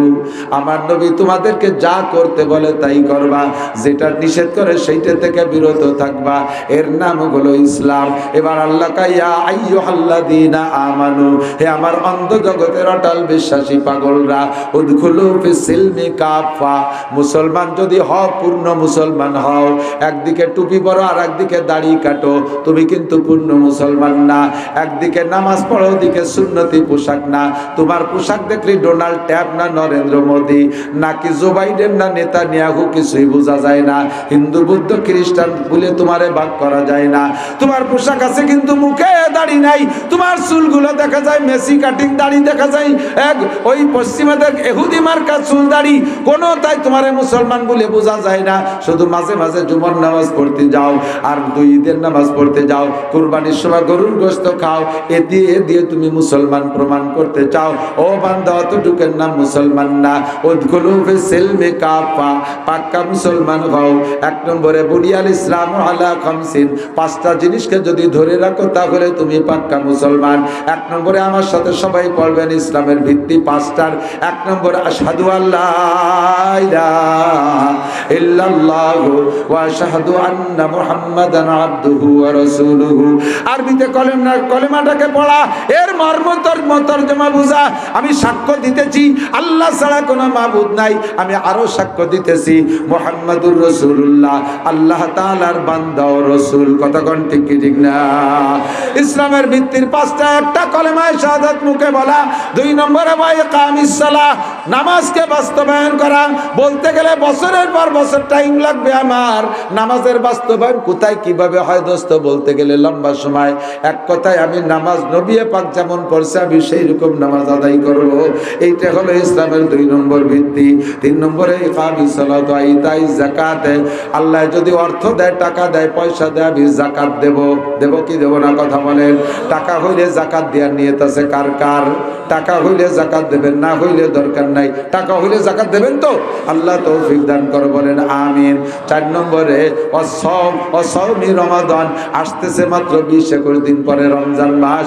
আল্লাহ যদি বাঁচায় রাখে, রমজান মাস নসিব করে, আমার সাথে দোয়া করেন, বলেন আল্লাহুম্মা বারিক লানা ফি রজব ওয়া শাবান ওয়া বাল্লিগনা রমাদান। আল্লাহ রজব ও শাবানের বরকত আমাদেরকে নসিব করো, বলেন না আমিন। আল্লাহ এতদিন যেহেতু বাঁচায় রাখছো, মেহেরবানি করে রমজান মাসে পৌঁছাই দিও, আমি যেন সুস্থভাবে পুরো রমজানের রোজা রাখতে পারি, তারাবির নামাজ ঠিক মতো আদায় করতে পারি। নবী পাক বলেন, মান সামা রমাদানা ঈমানান ওয়া ইহতিসাবা গুফিরা লাহু মা তাকাদ্দামা মিন যামবিহি। যেই ব্যক্তি রমজান মাসে ঈমানের সাথে সওয়াবের আশায়, বলেন ঈমানের সাথে সওয়াবের আশায় রোজা কার হুকুম? এই বিশ্বাসের সাথে রোজার প্রতিদান জান্নাত, এই বিশ্বাসের সাথে যে ব্যক্তি রোজা রাখে, গফিরা লাহু মা তাকাদ্দামা মিন যামবিহি, এই রমজানের ওসিলায় তার আগের জীবনের সমস্ত গুনাহ মাফ। ওয়া মান কামা রমাদানা ঈমানান ওয়া ইহতিসাবা, যেই ব্যক্তি রমজান মাসে রোজা রাখা 5 ওয়াক্ত নামাজ, এরপরে রাতের বেলা তারাবির নামাজ পড়ে, নবী পাক বলেন ওই লোকটার বিগত জীবনে কোনো গুনাহ থাকে না। ঈদুল ফিতরের নামাজ পড়া বাড়ি গেল, কায়ামিন ওয়ালাদাতুমহু, কেমন যেন ওই লোকটাকে আজকেই তার মা ডেলিভারি দিয়েছে। নবজাতক বাচ্চার আমলনামায় যেমন গুনাহ থাকে না, রমজানের রোজা আর তারাবির নামাজ 5 ওয়াক্ত নামাজ যদি ঠিকমতো আদায় করে ঈদের নামাজ পড়ে বাড়ি যায়, বেগুনাহ মাসুম হয়ে যায়। 4 নম্বর রমজান পাইলে রোজা রাখবো। 5 নম্বর ওয়াল হজ, আমরা আল্লাহ যদি বাঁচায় রাখে, তৌফিক দেয়, আল্লাহ আমারে তৌফিক দিলে তৌফিকরে ব্যবহার করে হজে যাব। রাজি আছি? হজে যাবেন? হজে যাবেন নাকি উড়াকান্দি যাবেন? হজে না উড়াকান্দি? হজের পক্ষে কারা? আল্লাহ সবাই তৌফিক দিবেন না। উড়াকান্দির পক্ষে কারা? ও 2 জন পাইছে উড়াকান্দি। উড়াকান্দি জানেন না? আমি একটু আগে উড়াকান্দি দিয়ে আইছি, উড়াকান্দি গেছিলাম আমি একটু আগে। উড়াকান্দি পার করে এলো আড়কান্দি, আগে আড়িওকান্দি, উড়াকান্দি, আড়কান্দি, মাঝকান্দি, গেত্তকান্দি, 27 ডুংরাকান্দি, দইসারা, বাইরবাগ, জয়পুর, কৈশোর, নাটগা, সন্ডাল, দেবিলে গ্রামের নাম। সব গ্রামে গেছি তো 8টি মুখস্থ হয়ে গেছে। তো ওড়াকান্দি যাব না, ঠাকুর বাড়ি যাব না, আল্লাহ যদি না হজ উমরায় যাব। রাজি আছি না ইনশাআল্লাহ? আল্লাহ কবুল করুক, বলেন আমিন। যাবেন তো ইনশাআল্লাহ? আল্লাহ যতদিন বেঁচে আছি ততদিন তো বেঁচে থেকে কি বলেন রোজা নামাজ করব, ঠিক না? একটা লোক চাকরি করছে, 30 বছর সরকারি চাকরি করছে। 30 বছরের লাস্টের দিকে আগে কম কম বেতন পাইতো, শেষের দিক 40, 50, 60, 70, 1 লাখ হয়ে গেছে অনেকের বেতন। এই বেতন যা পায় সংসারে খরচ হয়ে যায়, ডেলিটা ডেলি, মাসেরটা মাসে খরচ হয়ে যায়। তারপরেও কোনো মতে নুন খাই ফ্যান খাই করে ছেলে মেয়ে বেঁচে আছে, কিন্তু পুঁজি পাটা ডানি কিচ্ছু নেই। মনে মনে একটা ইচ্ছা, আশা রয়েছে, একটা শখ আছে, একটা অপেক্ষা আছে যে রিটায়ার্ডের সময় 50 লাখ টাকা পাবো ইনশাআল্লাহ। যা কিছু করি সেই টাকা দিয়ে করবো। তো রিটায়ার্ডের সময় 50 লাখ টাকা পাইছে। যদি সচেতন মানুষ হয় তাহলে কি করে, আর অচেতনরা কি করে? অচেতনরা আইসেই ধমাধম নগদ কিছু দেখে টেকে পোল্ট্রি মুলটি ছাগল গরু কতটুন কিনে ব্যবসা শুরু করে দেয়। ছাগল ধমাধম করিয়ে সব এক ব্যাদিলি ছাগল চাষ, গরুতে 2 বার পাতলা পায়খানা, মুরগির বাট ফুলু হয়েছে, আর অ্যান্থ্রাক্স হয়েছে, এই সব মুরগি সব 50 লাখ টাকা শেষ। আর সচেতন যারা, তারা একটা গুছের সাথে কাশিয়ানির পাশে কোনো মতে একটু শহর তলি হলিও 2 শতাংশ জমি কিনে, 3 শতাংশ জমি কিনে, তারপর এখন ঘর বানায়। টিন সেটও যদি ছাদ না দিতে বলে, 3টে ইউনিট, যে 3 ফ্যামিলিতে ভাড়া দিতে পারে, 3 ফ্যামিলির ভাড়া দিলি 3 জায়গাতে 3 ইউনিটে 3 10কে 30,000 টাকা আসে। ছেলে মেয়েরা যদি বুড়োকালে খবর নাও নেয়, মরাকাল পর্যন্ত 3 ইউনিটের ভাড়ার টাকা দিয়ে মুছে খাইয়ে বাইসে থাকতে পারবো, ঠিক কিনা? এটা সচেতন লোক না? Same quality. আমরা আপনার দুনিয়ায় নামাজ পড়ি, রোজা রাখি, হজ করি, যাকাত দেই, এর বিনিময়ে আল্লাহ তাআলা দুনিয়া আমাদেরকে খাওয়ায় রাখতেছেন, পড়ায় রাখতেছেন, শান্তিতে রাখতেছেন, সুখে রাখতেছেন। কিন্তু মরার পরে আমারে তার বেতন দেবে না, মরার পরে তার কোনো ইবাদত নাই, আছে নাকি? মরার পরে নামাজ নাই, রোজা নাই, তাবলীগ নাই, সরম নাই, মরার পরে কিচ্ছু নাই। কিন্তু আমার এই আখিরাত দুনিয়ার যত নেকি আবার ব্যবহার হবে আখিরাতে যাইয়া, কিন্তু আমার ইনকাম সোর্স বন্ধ। কাজেই আমার দুনিয়ায় বেঁচে থাকতে 3 ইউনিটের একটা বিল্ডিং করে যাওয়া উচিত, যাতে ওখান থেকে কিছু ভাড়ার টাকা আসে। কথা কন? নবী পাক তাই বলি, যা মাতাল ইনসান ইনকাতা আনহু আমালুহু, মানুষ মারা গেলে তার সব আমলের দরজা বন্ধ হয়ে যায়, ইল্লা বিন সালাসা, শুধু 3টে ইউনিট খোলা থাকে। 1 নম্বরে সদকায়ে জারিয়া, 2 নম্বরে ইলমিন ইউনতাফাউ বিহি, 3 নম্বরে ওয়ালাদিন সালেহ, নেক সন্তান, সদকায়ে জারিয়া, আর কোরআন হাদিসের এলেম যদি রেখে যায় দুনিয়ায়, এগুলো যতদিন থাকবে ওখান থেকে বেতন আসতে থাকবে, ওখান থেকে ভাড়ার টাকা আসতে থাকবে, তাই কবরে বসে পাবেন। তো যতদিন আমরা নামাজ কালাম যা পড়ছি তো পড়ছি, এখন আমাদের একটা ইনকাম সোর্স, স্থায়ী আয়ের সোর্স খুলে রেখে যাওয়া উচিত হবে না? কথা কন?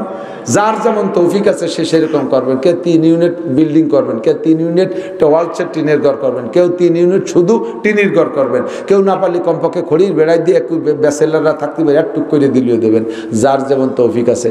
আপনাদের কোরআনের প্রতিষ্ঠান, মাদ্রাসা সাদও হয়ে গেছে, পিলার টিলার হয়ে গেছে, গাঁথনি ওই যে খোয়া আছে, ফ্লোর হবে, ইত্যাদি হবে, আরও কিছু বালিও আছে। শুধু লাগবে কিছু সিমেন্ট আর মিস্ত্রির টাকা।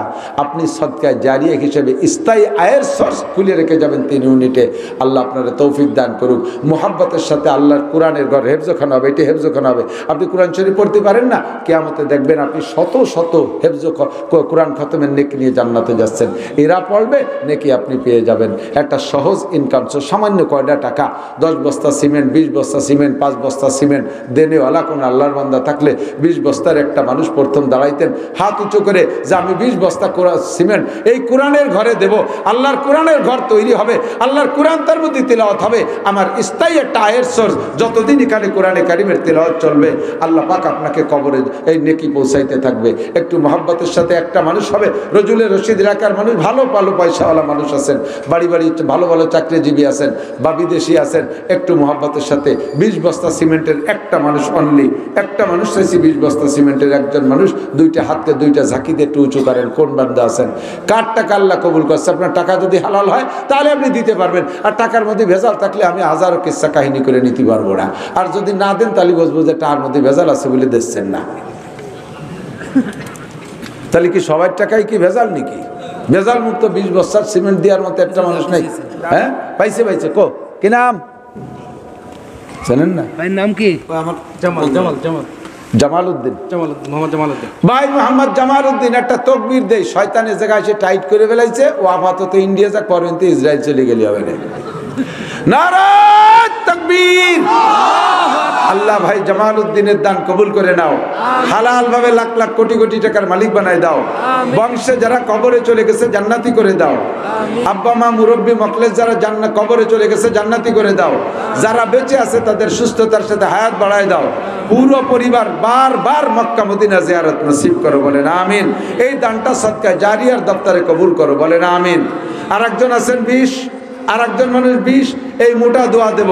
আপনি 20 বস্তা সিমেন্ট দেবেন, আপনাকে কোটি কোটি টাকার দোয়া দেব। এই গভীর রাত্রে আল্লাহ তাআলা দোয়া কবুল করে নিলে ইনশাআল্লাহ আপনার কপাল খুলে যাবে। 20 বস্তা সিমেন্ট মানে 10,000 11,000 টাকা, তার চেয়ে বেশি না। কি নাম? নাগর ভাই, জাহিদ ভাই 20 বস্তা সিমেন্ট, বলেন আলহামদুলিল্লাহ। আল্লাহ জাহিদ ভাইকে হালাল ভাবে লাখ লাখ কোটি কোটি টাকার মালিক বানায় দাও, বলেন একটু জোরে কান আমিন।